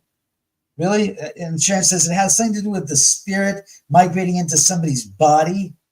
I mean, you guys could tell me better than I can if that's what that's about. I would say it's transferring from one body to another. Like, you have a better chance of changing your sex in this day and age than you do about changing your soul. I'm sorry. No, I do not. I find that to be mythical dream talk from people who wish for things that come out of Harry Potter and are trying to make them into the real world. RL, is that what you're... I'm not a fan of Game of Thrones. I'm not a fan of Dungeons and Dragons. They are fraught with fantasy beyond repair. I don't care about Tolkien. I'm glad he wrote the books. I'm glad they're fans of them. I could give a shit about them, to be honest. I think that's what he's saying. RL, is that what you're asking about? Oh, or transmigration equals reincarnation. So not like body jumping. You asking about reincarnation. Goofy is hysterical. Another great movie trope. It's true. Oh, biggest movie trope is this freaking Dabuyak box. About 5 years ago, when I first got wind of this crock, I kept thinking, this is a bunch of crap. It's a bunch of... So I did a little research. Come to find, my friends that go to the Kabbalah Center, where Madonna used to go, said, yeah, that's heavy duty myth. It was put out in 2000 as a prop in a motion picture. And that's where you can find the most oldest information about the Dabuyak box, because pre-2000, 1999, it didn't exist. And the idea that, oh, it didn't exist, the Hebrews and this and that, going, shut the fuck up. There's no such thing. It doesn't exist. And when you talk to the sect of the Jewish religion that is the Kabbalists, which are the mystical, they believe in the mysticism part of Judaism, just like you have the others of other different religions that have their mystic sect of their religion. They said, yeah, that's bullshit. It doesn't, there's no such thing. It's been concocted beyond repair. I said, I didn't think there was such a thing in the Jewish religion as far as demons. He goes, not really. No. I said, I don't remember ever reading it when I read the gosh time, when I went to religious classes to learn about the different religions of the world, because I wanted to get a little better broad understanding of not just Judaism and Catholicism, but I wanted to hear about Buddhism, Hinduism, Islam, and Tenrikyo, and learn about, just to understand a little bit better of how man has created religions. And then, of course, talking about the Sumerian religion and all that stuff, and saying, if you look, each one of these periods going back 10,000 years to early history and early man had their types of understanding of dealing with, the religions that they created.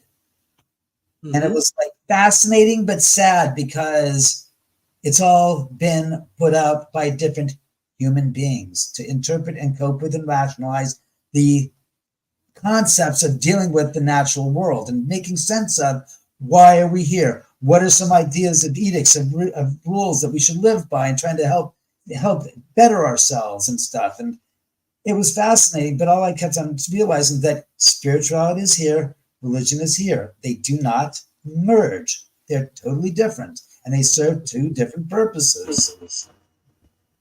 So you're going with, you do not believe in reincarnation? I don't know.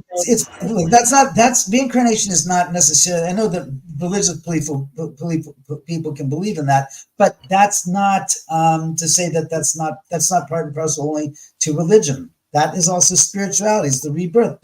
Buddhism discusses that when you die, you come back in a different form to height until you get to the top, and you've completed all the different levels till you finally are the soul, the perfect soul that has experienced every form of existence. Mm-hmm.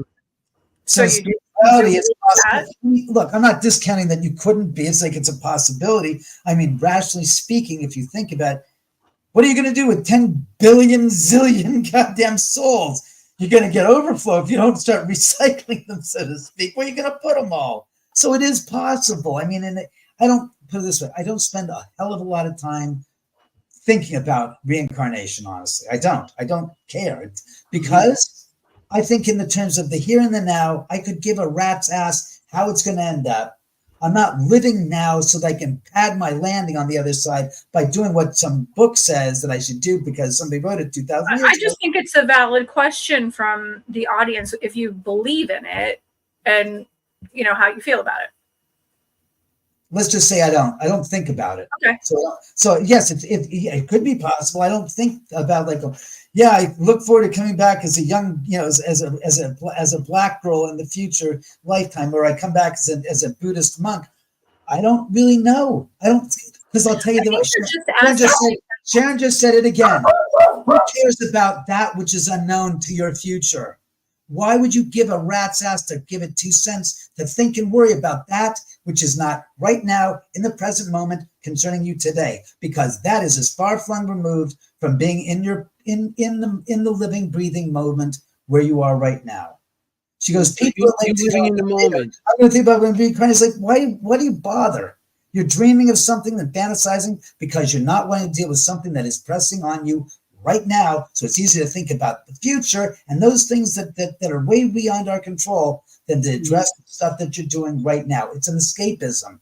I don't play that anymore. I've learned it doesn't work.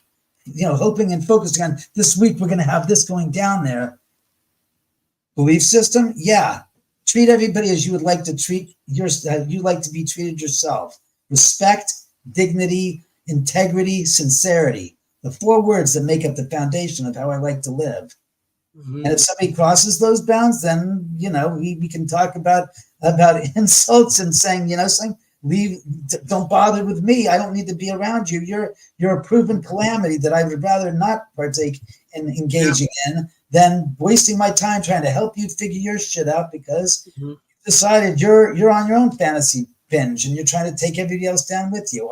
I steer clear of that kind of stuff. I don't like to label things. Am I a Christian? Am I a Jew? Am I a Muslim? It's like I'm a human being living in the present day, dealing with present day occurrences. What the spirits do provide me with, I take as it comes.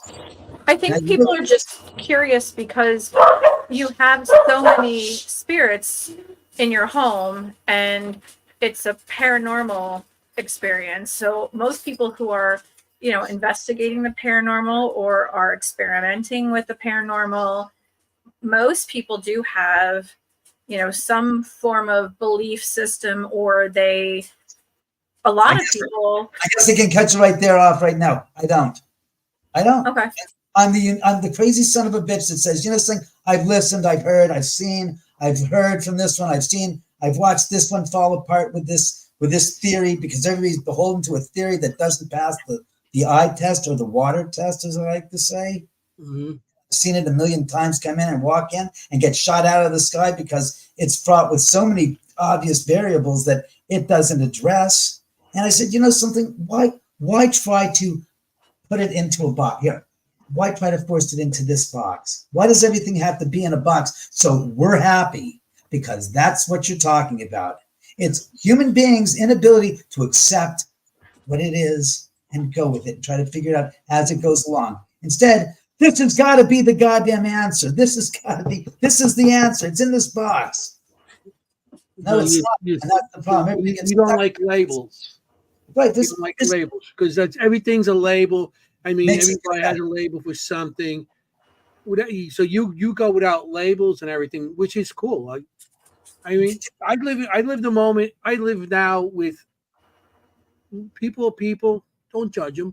Just let them live their lives. And that's the way it should be. Right. You know what I mean? Here's the example we're talking about. When I had last week Scott on tape, Scott Parman, a.k.a. Scott on tape, out here. And he was with my friends Victor Huesca and Jazzy Nicole.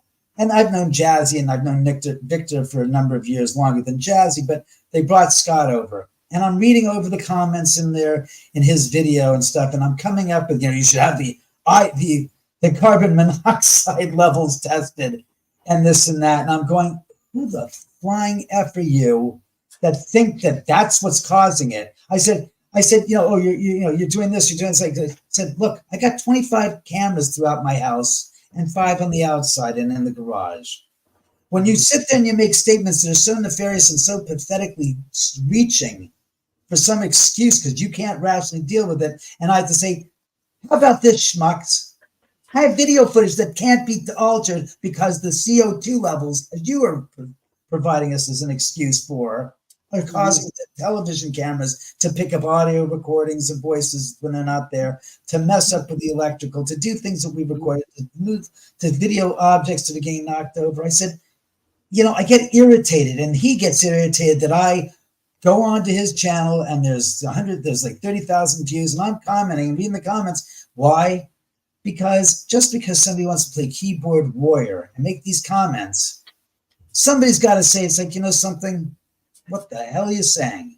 And who thinks that and you think you're so smart when, if you look at some of the evidence, you go, something, you're right. That's not possibly being affected by what I'm attributing it to. So maybe I should just be humble and shut my fat mouth and stop trying to be a naysayer and shit on you like they do and have. And said, David was upstairs, and all this stuff was happening. One guy said it got worse when David went upstairs. And I said to him, but there was activity when it was just the four of us in the theater room together. So the idea that I was there and they dismissed the 15 or 25 minutes that this stuff is happening, and I'm sitting there going, who the hell do I know? And he's like, I don't believe this. Like, yeah, it's part of the house. It happens sometimes. And, and these guys are making these comments. I say, but what about the first 25 minutes when I'm there with them and is happening and it's not as active? I said, you're freaking wrong. Like, somehow David's got the house rigged and he's making money and he's spent millions. One guy, it must be great when somebody can spend millions of dollars to build a house and make a fun house out of it, because what a disgrace. And I'm going, hey, asshole, I didn't pay millions of dollars to live here. I built the house with my father for less than $500,000. $500,000? Yeah, $500,000 was when we finished, right.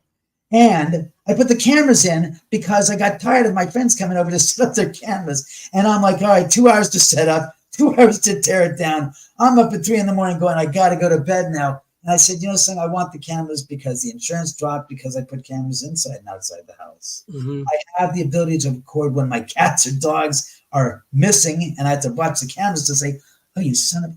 How did you get in? Oh, my God. So there you are, and find them under the gosh darn cabinet because the cat slipped under the cabinet somehow. And it's like, all right, so to me, it's not a criminal experience as a youth. Yes. Yeah, it was as a kid. I used to, we used to go ghost hunting as a kid and stuff. So just knowing, having the experience of taking a girlfriend home and the spirit saying, don't take her home. Have your friend Glenn take her home. He lives right next door to where she lives. And if you do, it's like, no, I'm going to do it anyway. I said, look, I don't want to take him. No, take me home. Take her home. What happens? I ended up totaling my car. Or, David, be careful when you drive to go visit your friend Ron, that you don't want to go too fast because you're going to get a speeding ticket if you don't pay attention. And yes, I got myself a speeding ticket on that instance, and I started to realize every time I hear the voice tell me something and I dispute it or I disregard it, I pay. So I got to the point where saying, son, when I hear them talk, listen. It's for your benefit, it's to protect you. And I started to listen to that, which youth will not allow. But at a certain point, you get your hand slapped with the proverbial ruler here. I went to Catholic. You realize it hurts, and this is because you didn't listen, you son of a bitch. So I started to listen, and that's one of the things that I gained in knowledge in becoming wiser as a young adult. That you got to pay attention. Your spirit guides don't like when you don't listen to them. Well, they don't give a shit is the problem. See, you mistake. See, it's not of like. See, like or dislike would be ego. If they said, do it at your own peril, if you do it, it's not skin off our back, just like you tell your friend, do it if you're going to do it. But if something happens, I am going to tell you you're an idiot. I'm not going to have any anger towards you, but I'm going to remind you that you didn't listen. And you should learn to listen to when we tell you don't do X, Y, Z. You won't get your ear burned. Because then they're going to, if they're trying to warn you about something that's going to come up in your future, and they're going to keep warning you because they're going to put something else in your path if they're trying to stop you from something. Well, again, they said no. They only give you the one warning on that on one thing. It depends on the thing. They said, when we told you not to take her home and you disavowed it, you took her home, you had the accident. We didn't tell you. You had to come to the conclusion that, Jesus, I didn't listen to you guys. And it's cause and effect. If you don't listen, this is going to happen. If you do listen, this will happen, which is you will block it. So that's what I learned. They're not like, she goes, we're not beating it into his head. We give it to him once. It's his to take or leave. If he takes it, then he's following the right smarts. If he doesn't, he suffers in some way, shape, or form. He doesn't listen. He has to learn by example, and his examples are that, I told you don't do it. I tell you once, and that's it. And that's how it works. David, do you have any paranormal experiences? Oh, that we already read that one. So that's really about it. You believe that some experiences that one has in life are mandatory, others are. That's what I was referring to. No. She said everything. See, what we don't understand is we diminish experience to grade levels. There aren't any. Life, the whole totality of her life, from beginning to end, is a learning experience. That's why there's no such things as mandatory or optional. It's everything is optional, because it's not a matter of, I don't believe in free will. It's like, oh, you have free will. It's like, now that's just a diluted statement of cockeyed fact. You have very limited free will. You have to learn your lessons because you are constantly, in every day that you're alive, you have lessons that you will learn from. You might not see them at that instance as a lesson, but make no mistakes about it, those are lessons. Everything, how you treat the milkman, how you treat the guy at the service station, how you treat the guy at the market, or the girl at the market, or at a restaurant. If you everything in your life comes back to haunt you, as the old saying goes, if you choose not to pay attention. Meaning, like karma. Yeah, exactly. It's not like you have a choice. You have a choice to do whatever you want to do. But in the end, your actions will provide you with other reactions from other people. And that's the story of life. You have to learn to deal with that type of inequity and stuff. Yeah, there's an action and there's a reaction. It's fact of life. Car driving down the street, another car goes in front of it, they hit. It's the same thing. It's reactions, a car hitting the other car because the other car coming in front of it. So it's always action to reaction. Excuse me. Eufy. And I hope I'm saying that right. Or Ufi. Oofy. Or Eufy. All right. Ufi. Those are lessons. They told me something. I didn't listen, and I dismissed it, and I had the accident. Mm-hmm. I dismissed them again when they said about going to see my friend Ron, and I drove too quickly. And honestly, Todd and Carmela, UAPs, I'll say UAPs in one fails. Again, this is about UAPs and everything. Everybody's going to hate me for it. But look, yes, they exist because the odds, as Carl Sagan said, there's too many billions of galaxies across the universes that are out there, and we are just one solar system in the Milky Way galaxy. 2, they are 2,500 light years, translated into lay terms, about 1 million years far advanced human beings. 3, if you want to make an analogy that I see that human beings to an alien or an alien to a human being would be, here's the alien, here's the human being. And in places, there's a human being, and here's an amoeba. When was the last time any of you gave a rat's ass about an amoeba? If you're not a scientist, you're not studying them, and you're not, there's no chance you give a shit about an amoeba. You don't pay attention to it. And that is where I say the whole story of UFOs. Again, human ego speak. Harvard University, which has now knocked itself down to the peg of, are you fucking serious? You have the audacity to make such a statement and put your gosh darn label. This is my answer to Harvard University with their science department saying, there's a possibility that there are aliens that are walking around in human guises. Bullshit. When was the last time you gosh darn were so prepared to go shrink yourself down to the size of an amoeba to go talk to an amoeba? And that's not even an accurate analogy because the amoeba is far more advanced than the human life form compared to the alien that's 1 million years advanced of us, technologically, physically, and has no interest whatsoever in a human being because we are specks of shit to them. They laugh at us. Why would they give a shit about us when they are so far advanced? And I'll put it to you this way. As again, when was the last time you thought about an amoeba? And that's the truth. And my dad used to say, there's probably his life form, but think about it. They're so far advanced. What do they give a rat's ass about us, the lowliest ass species on this planet that can't even get along interspecies-wise or interacting in their own species spread across this globe? Are you serious? You really think that an alien life form could care less about us? Come on, it's so far beyond preposterous. Yet you all operate under the guise that you know that technologically speaking, the crafts that you've seen and have witnessed, they can't comprehend. The smartest of the smartest of the smartest on this frickin' planet can't wrap their fingers around it, let alone contemplate. And you guys think the government's hiding stuff. The government's hiding stuff because they don't know what the fuck they're holding on to, because they don't know.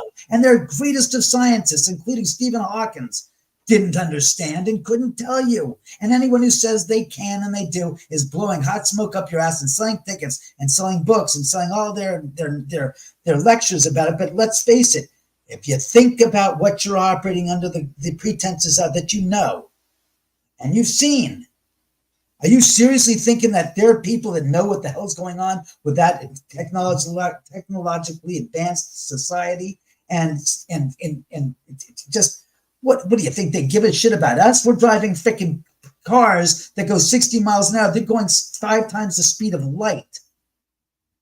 Do you guys understand what we're talking about? That's like taking a tortoise and taking a gosh darn hare with a jetpack on its back times 100. That's the comparison. There is no comparison. They don't give a shit about us, and they're not trying to steal your organs. They're not trying to prod your asses and give you an anal probe. Try to break it to you. They don't care about us. We are so freaking below their standard of existence. So like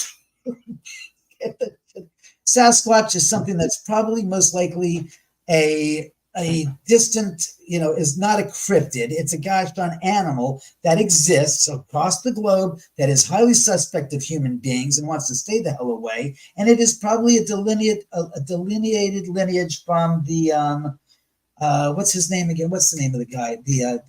Not Australopithecus, Gigantopithecus. And yeah, there's no way that it doesn't exist. It exists, but it's not interdimensionally flying through the space-time continuum as people love to think. It's a real live creature, an animal, and that's it. He's there. He hides out. He doesn't want to deal with people because he hears and sees what we have done to his relatives or his friends, the deer, the bear, the mountain lion, other species that interact with him. He don't like the idea, and he's smart enough in the head to say, that's my demise. They'll kill me. I will be cut up and smoked as meat. So that's probably why they're smarter than we give them credit for. But yeah, they exist. But aliens, we're too small on the scale of curiosities for them to bother with us because they're so far advanced. Amoebas. We're amoebas. We are. And people don't like to hear that. It's like, well, you want to explain to me how that son of a bitch was able to make that craft disappear in about a split second?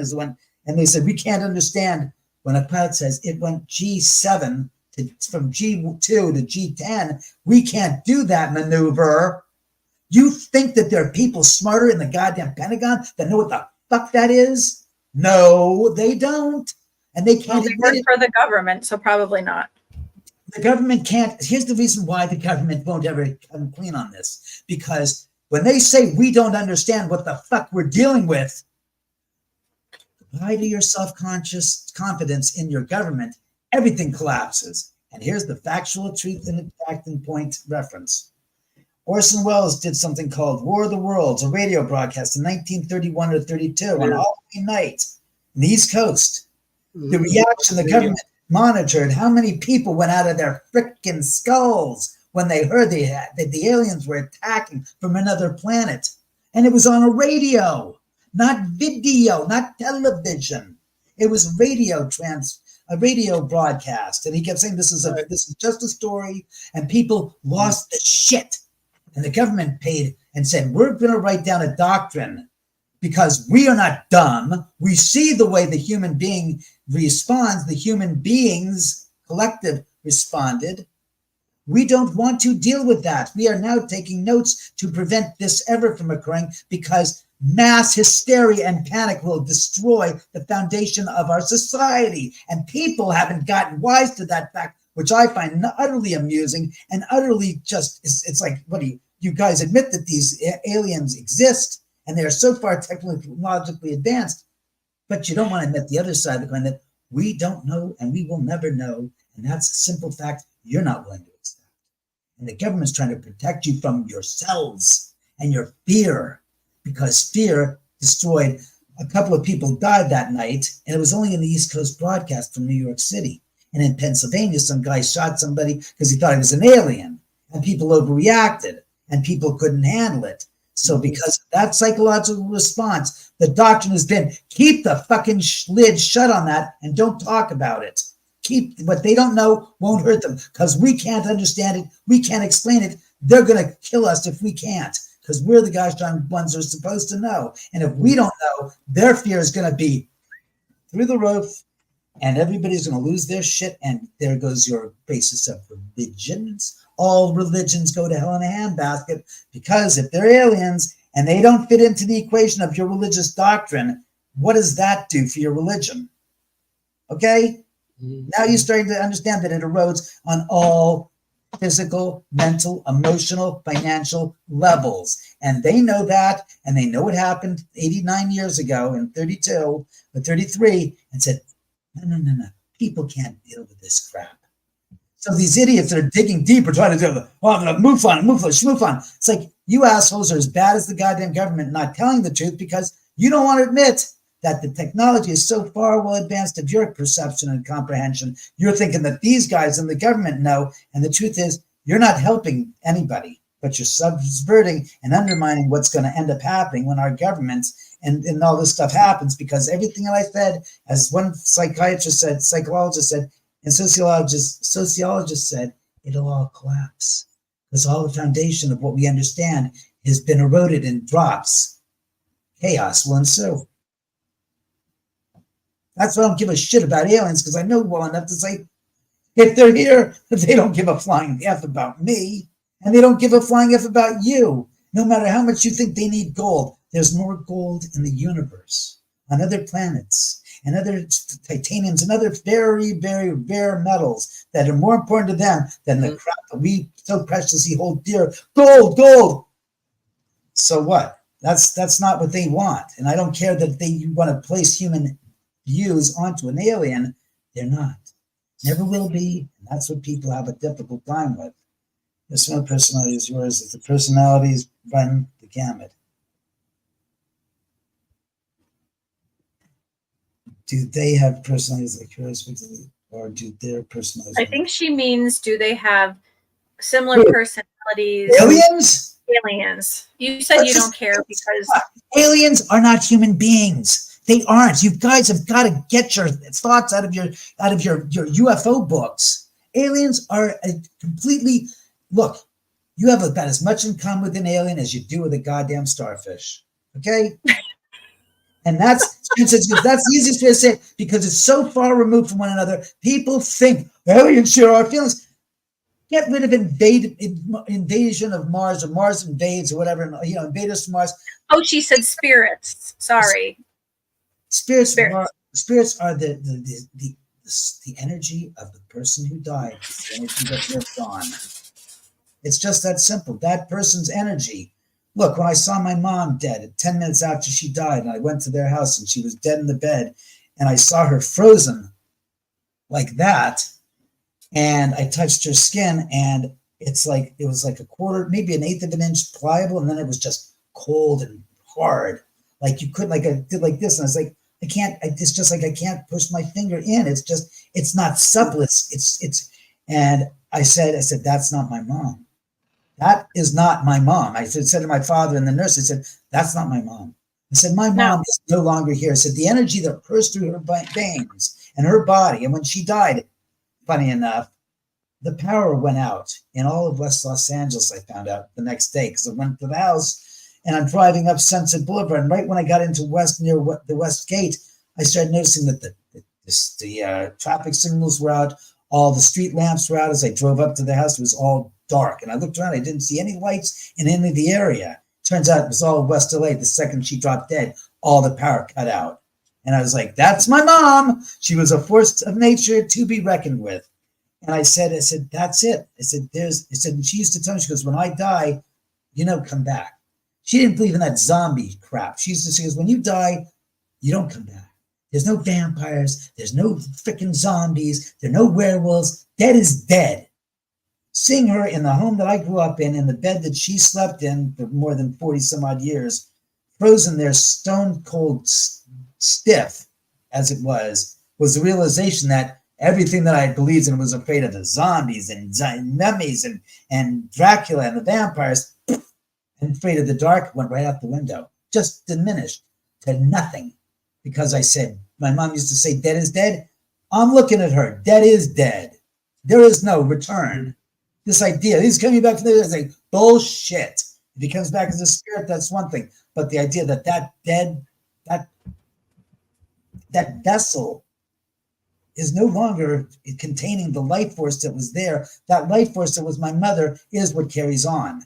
So that energy, that kind of determination, that kind of, force, that energy that she had is what carries on. That's what I believe. It's the same with when my pets died. One died 7 weeks ago today, damn it. Sorry.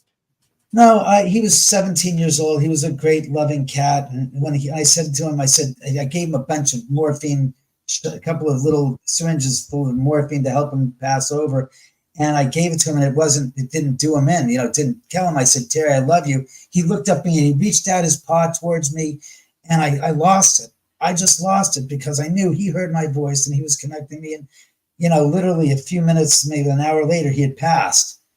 And I took his body and I buried it on the side of the hill with my other pets. And I sat and I said, here we go again. It doesn't get any easier, but it doesn't get harder.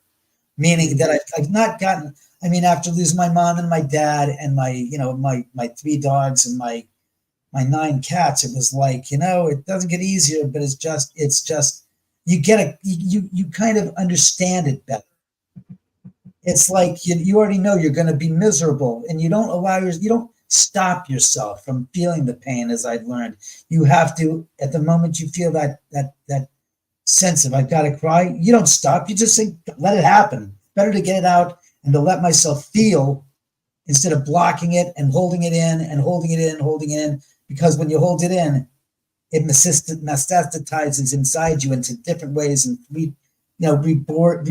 is reborn in anger and frustration and what could I have done, when you realize at the end of the day, there's not a damn thing you could have done. It's just the way that things are, and I eventually will go that way as myself. And just, it even to this day, obviously, I still think about him, but it's just like I said, have I ever seen any of my pets? No. And I think there's a reason why I haven't seen any friends or my pets that have visited me, because I think that would be too much for me to deal with. The idea that I'd have to be not confronting, but I'd be seeing their spirit, their apparition, would be more than I'd want to handle. And that I don't need to. I don't say, I want to see my mom. I want to see this. Like, why? It's all it's going to do is it's going to jerk my chain, and I'm going to be more upset and more depressed and more lonesome and missing them than, it's like reopening an old wound. I don't want that. And I pretty much have said, look, when I pass, I'll see you then. You don't have to visit me. I know I'd love you to, but I know that you're not going to, because you know who the hell you're dealing with and how it's going to hurt me, and how it's going to take me away. So, so he says, did you have ever had moments where you can't remember who or what? No. That's called amnesia. And no, I've never had any of those things like Zach Baggins wrote in his book, I Am Haunted, a pile of shit book that somebody wrote, which is pictures of him in every other position he could possibly be in, and about this many photos of spirits.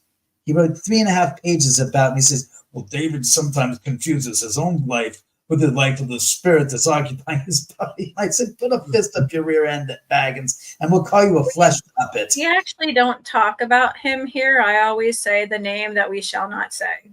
All right, the name that we shall not say is a poser fraud, and it's finally catching up to him, and people are going after him on YouTube. People who have contacted me about the show that I was on 10 years ago, and the fact that he went up on me and said, you know, David's not, the house isn't haunted, David's haunted. I said, dear heart, you were in the house by yourself and you got shit on by the spirits, and I wasn't anywhere near the house and I was outside. So it's kind of hard for you to make that statement. Secondly, if you really believe that, aren't you a stupid ass for going that route? Because if I'm haunted and I messed your ass up here in my house, I could travel to Vegas, or I could do it from here remotely and start to mess up with you if I was so, as you say, and a poltergeist agent. So, you know, people make these statements, and I go saying, well, that's the fact that this, and this are in play as well, because you can't pick and choose what I can do and I can't do when you say I'm possessed and I'm a poltergeist agent. And that's where people shoot their mouth off and get caught in a trap, because if you say this is the situation, then I got news for you. If working within the parameters of what you're saying, there's a lot of things that could be done that you're not admitting and you're scared to even think about, because when you examine what their statements are and you say, well, this is going to be this, and this, and this, and this, and this can also be true. And then they go,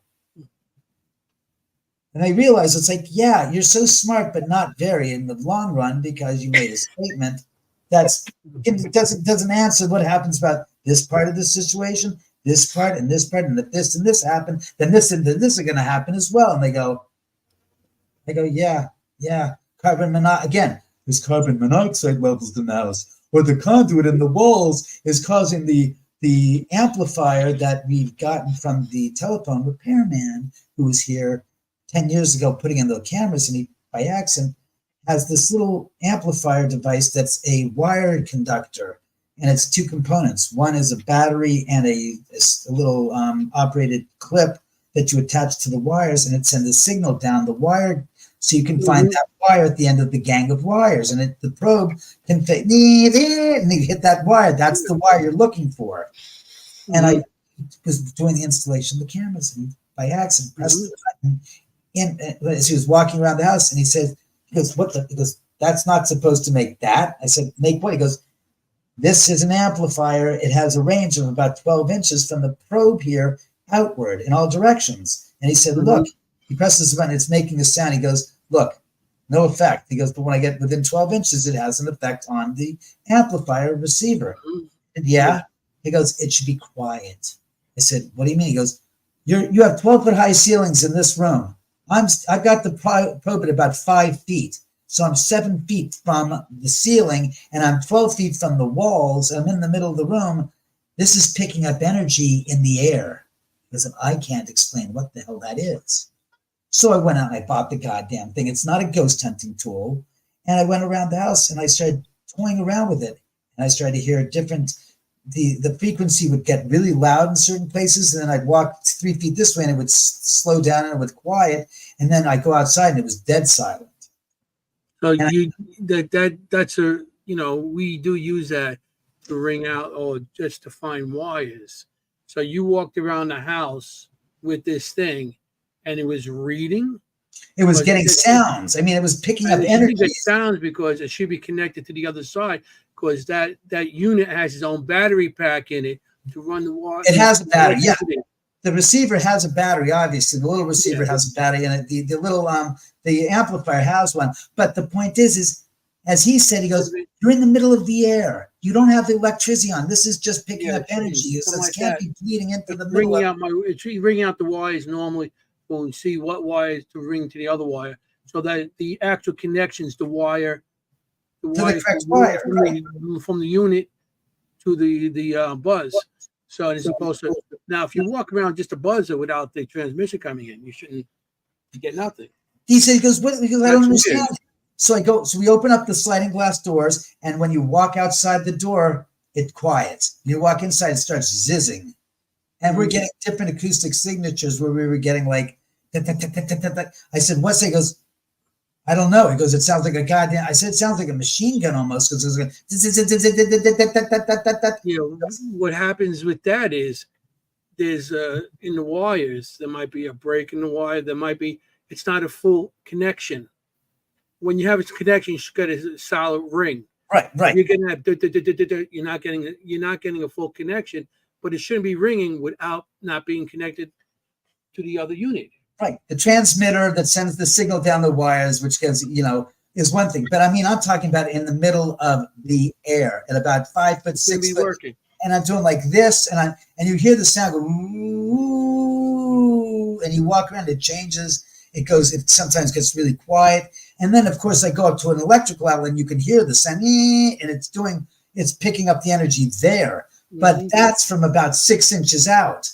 So again, it doesn't make sense. So I call people out of there. With me, yeah. When I get stuff like that, I always look what's above. If there's, a ceiling fan or some kind of what it might be where the wires are running, or if you get it when it gets lower, there might be something underneath, that's actually like a light or a fan. Ceiling fan is always a but you're always gonna get something off the ceiling fan. If it could be on the other side of the floor and you're getting something off the floor, you're like, oh wow, there's nothing there. Just go look downstairs because there's a lot of wires or whatever running across ceilings. Or if it's a big unit or lights, that's when me. Right. I debunk everything because of lights. Where's the next outlet, and even electronics, computers and stuff. The computer wouldn't set off as much. Right. You'll get a little maybe a buzz because there is still that it's supposed to be 120, but none of it gets 120. You might get 115, 118. Right. In most units. But you shouldn't get no ring, nothing at all. And without debunking it like that, I would say, wow, that's crazy. We're talking about, now remember, I built the house with my dad, so I know what and where we have. You have an idea. I know where we're talking. On the top floor, there is no 220 heavy gauge copper, wire or copper conduit going through that's one spot, and that's only 220. You'll be putting air conditioning on, or maybe a refrigerator, or maybe a electric oven, or something like electric oven and the AC are the only two that are 220 in this house. Everything else is all 110. Yeah, and you should have 30 gauge wire. Exactly. So we're talking the living room, which is again 12 foot high ceilings. There is no computer on the top floor. The one that's in the den is the other room, which is around 25 feet away, 30 feet away.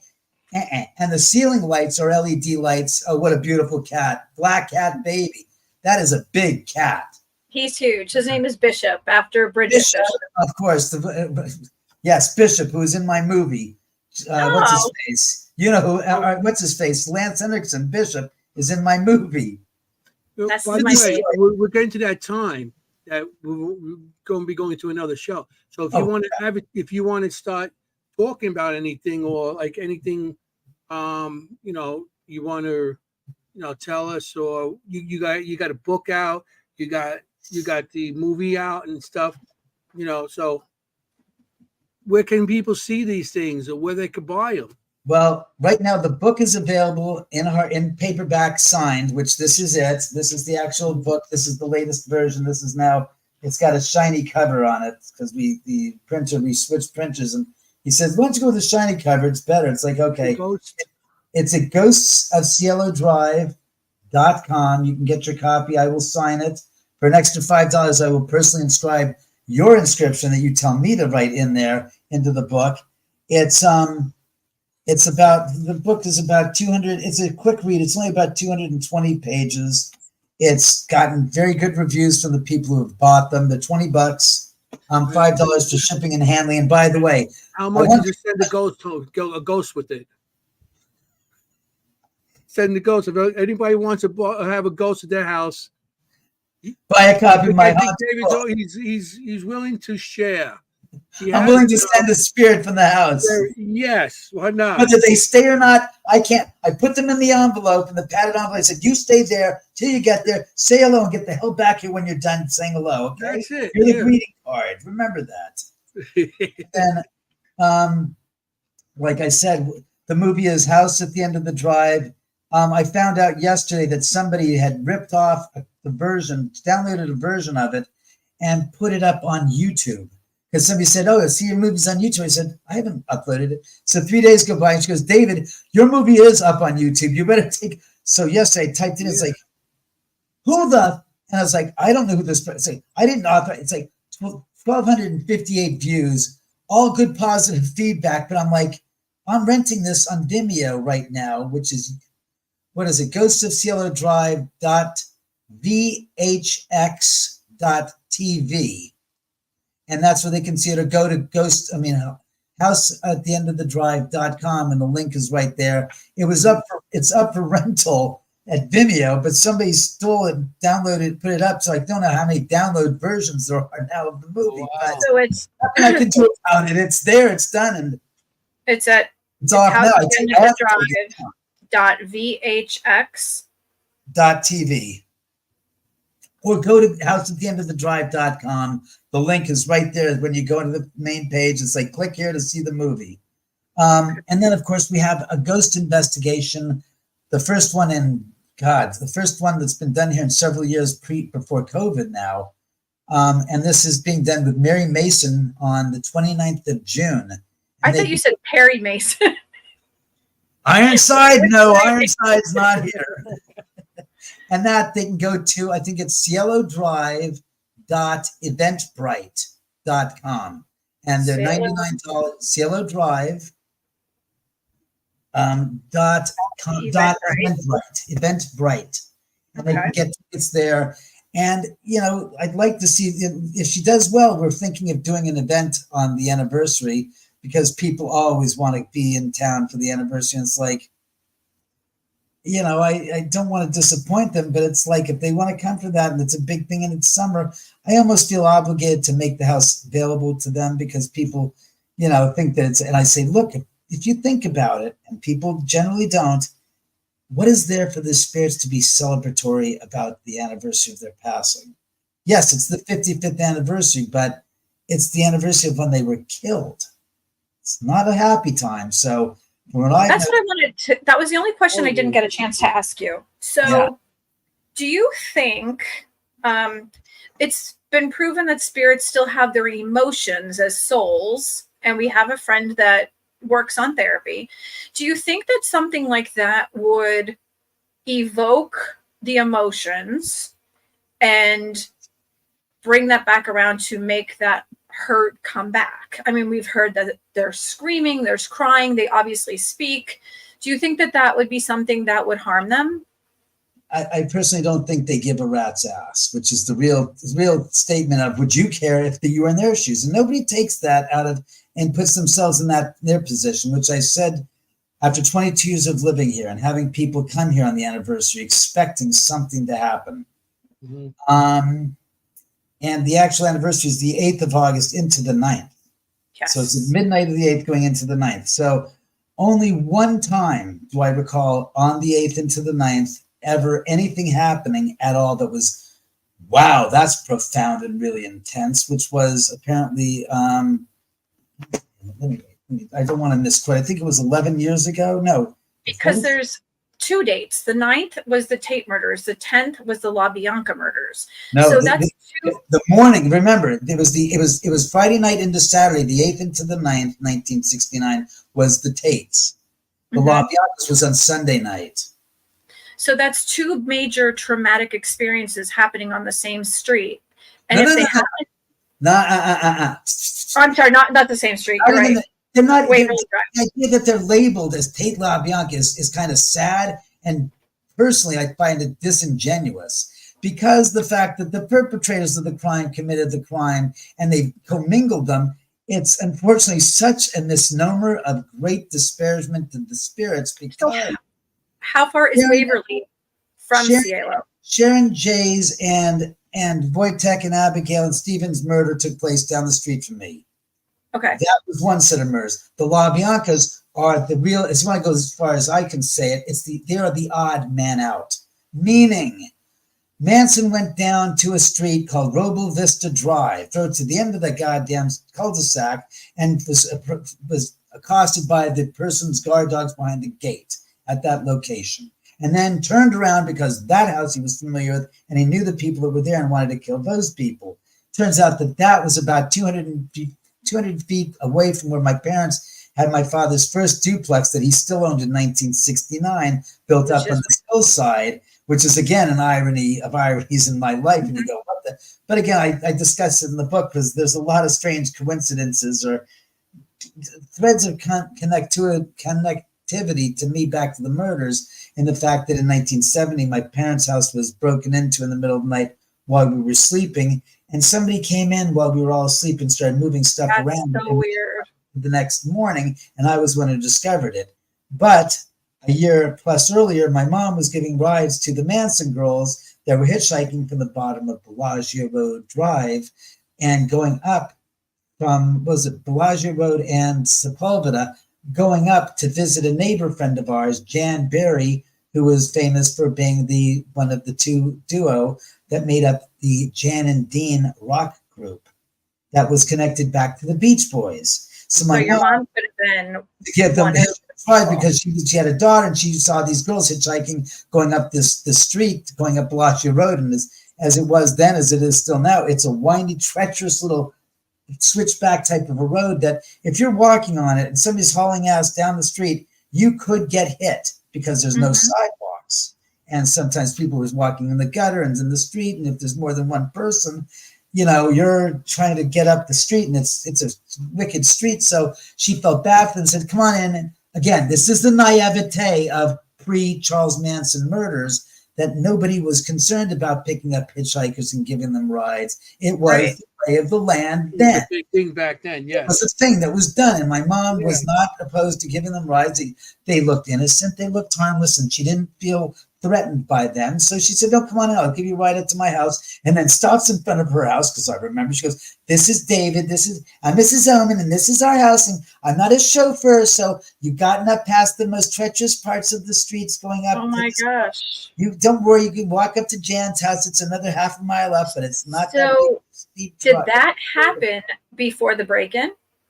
Yes, that happened in early 69 and late 68. She would give hitchhikers rides. And then after the murders, she was like, nope, we're watching the gosh darn television when they uncovered the murderers in November of 69. And my mom she goes, oh my God, the pictures of Parker Center are showing the girls that are protesting in front of the jail and the trial. And she goes, oh my God. She goes, David, we're watching the nightly news. She goes, those are the girls those are some of the girls I've given rides. Your mother just introduced the killers to your home. Well, not the killers, but members of the family. Right. But not everybody in the family was a killer. Yeah. There were people like came here. Snake came here to the house 5 years ago with my original publisher on my book, because she was writing a book about inside the Manson family. And she was one of the people who turned state's evidence against Charlie. And she had four attempted murders on her. There were hits on her. She got sick once. They overdosed her with LSD and she went to the hospital. And she was one of the reasons that Manson got prosecuted and thrown in jail, because she's one of the insiders that turned state's evidence to divulge the true inner workings of the family and what was going on there. Oh my God. That sent chills down my spine. I thought the house was going to implode when I brought her in, and I kept on hearing the spirit saying, "What are you crazy?" Because if it wasn't for her, we wouldn't. The trial, the case probably wouldn't have been solved, and wouldn't have been prosecuted to the nth degree, because she's turned state's evidence. We earn her debt and gratitude, and that's why we have no ill feelings towards her. She did the right thing in prosecuting the case against them. Mm-hmm. So I didn't mention this either. Then my mom didn't believe in any of this. Ghosts or Tate? None of it. You mean Manson? None of the abilities, the psychic ghosts, nothing. Okay. What was that? The night before Sharon Tate Somebody was murdered. Back. Who cares? Oh, it's your phone again. Oh, okay. The night before Sharon Tate was murdered, she had a dream that was going to happen. And there's not much she could have done. What was she going to do? It wasn't like there was a part. There's one last myth before we wrap this up. And she woke up and she watched the news and she said that she fell to her knees, screaming and crying to my father that she had this dream and she can't believe it. And this beautiful woman and her child, like she thought she should have been able to do something. And then after that, she said that she didn't believe in ghosts. She didn't believe in spirits. Just, if my Nana was around after she died. But your mom had precognition, meaning she had a vision of the future events. That one time. And it was like, there was one other, my aunt was very intuitive, like very witchy. And my dad's side of the family had some too. So that's where I got it from. Wow. And my son's super on point. Like, he doesn't even have to meditate. He doesn't need to prepare. He could tell you. Yeah, I hate to say it, but a lot of people don't have to do that. I've never done it. I've tried it. I found it to be very much not running. It ran counterintuitive to my own ability. I'm sorry, trying to slow my mind down. No. I don't need that. I think it just pushes right through it us, away. Doing this it's like, oh, my ass. And the spirit, so that's okay. Everybody is different. That somebody says you have to do this to become enlightened. Thanks, spirits, as I move forward. I saw that. That's not, there is no absolutism about how you contact the spirit. I think everybody's different. Everybody is wired differently and everybody is different. So it's. Anthony, what were you going to say? No, I'm just watching the time. Oh, yeah. Flying by, isn't it? Yeah. We have someone who does a show at 10. So, and it's 9:48. I see that.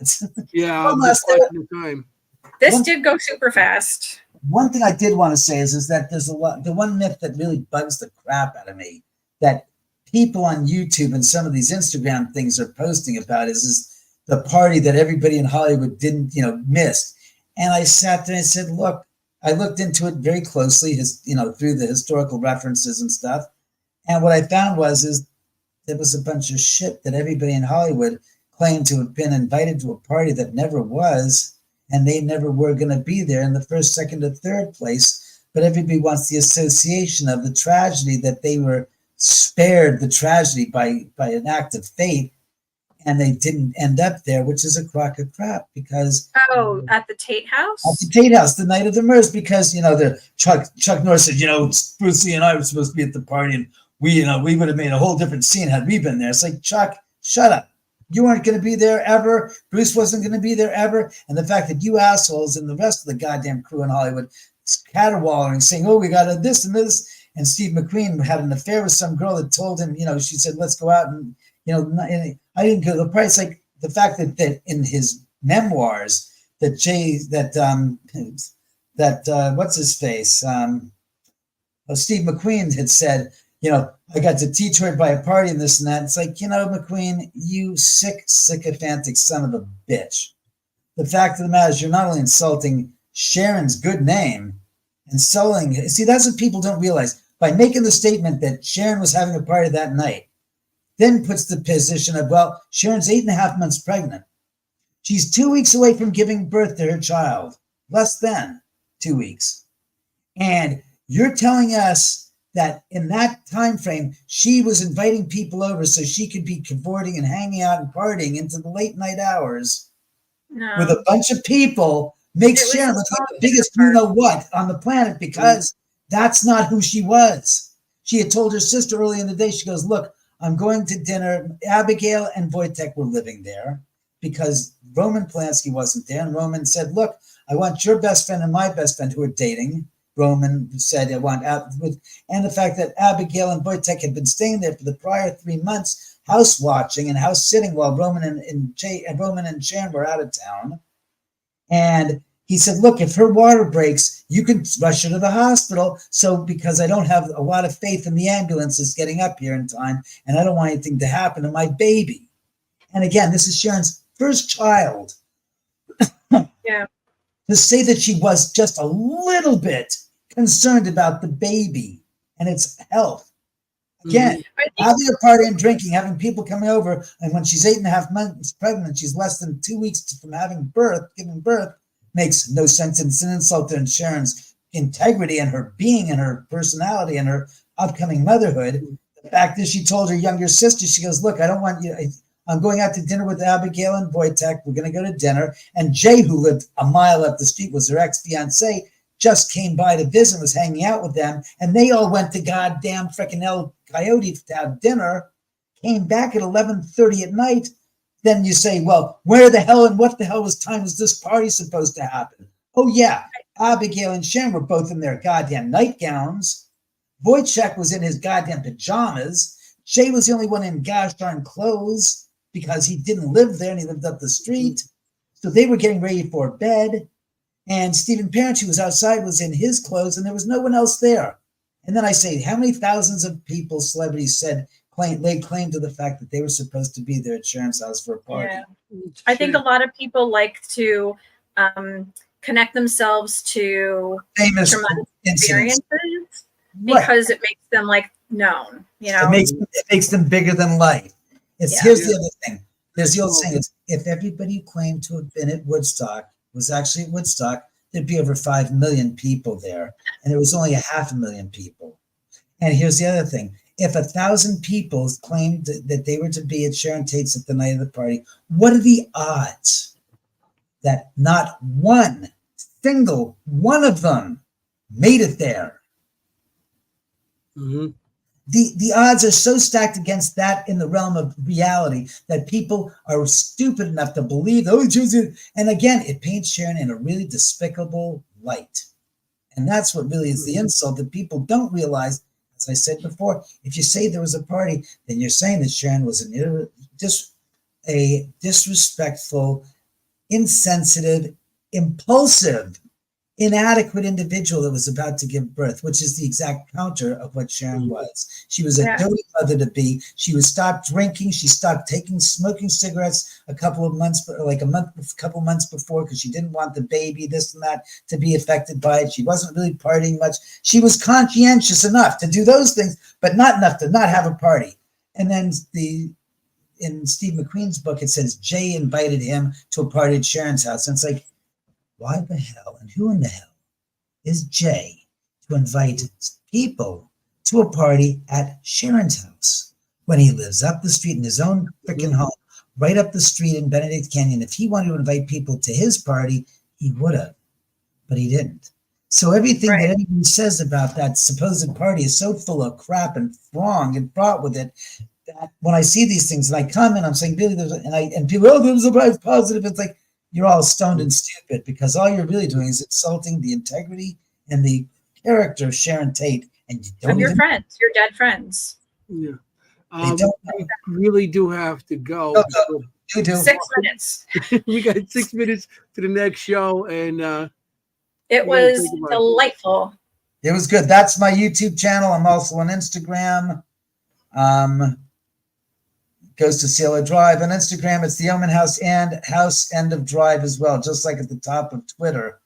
And again, you can go to theomanhouse.com if you want to find out about the event. Yeah, there you go. Go to the OMAN house.com. There's a link there for the event coming up in a week and a couple of days, the 29th. I'm telling you, it is OMANhouse.com. Yeah, theomanhouse.com. There's a link there. And again, you guys, it was great. Hey, if you ever get out to LA and you want to come over and visit and do a live show from here. Oh, I would love that. I know. Please. I would totally do that. Oh, yeah. I do it. I offer I'm to. definitely coming out one time. I know. Anthony, you could put a blindfold on me and I'll walk in and read the house. Yeah. I love it. Yes, read the house. How's the house? Oh, it's reading very well today. Good. Give it the It's very active today. By the way, Ron Iacovetti told me to say hi. Hello, Ron. How are you, sonny boy? I know you're going to Europe. Find time in between Europe and come back out west. Come on. Well, we're still young and alive. I think he's on a podcast now. That's why he's not in the audience. Oh, of course. Well, tell him I wanted to get out here. Jenny, very nice to be on Eufy. I love your squid. I love your octopus. Again, follow me on Instagram and on YouTube. And like I said, if you guys want to come out, you'll have a blast. I'm telling you, we've done Thank it you. We before. definitely would. It's fun. So I'm always up for travel. Have to Okay. drag Anthony out with me, and we'll do some investigations. Okay, Maureen, I think you're gonna have to. Okay, so this was another version of Hurry. Dimensions of the Supernatural. Right, I'm Maureen Grudzinski, Lil Witchy. This is Anthony Simonelli, Mr. Forget About It, and David Oman, the Oman House. You be good out there. Be good. You know Let's what's do it quick. Don't take no Word of, be safe out there. We're looking for ghosts. You don't want to be a ghost. Don't become one of our. About it. Hey, good night. Hey. Forget about it. How you doing? All right. See you next week. Ciao.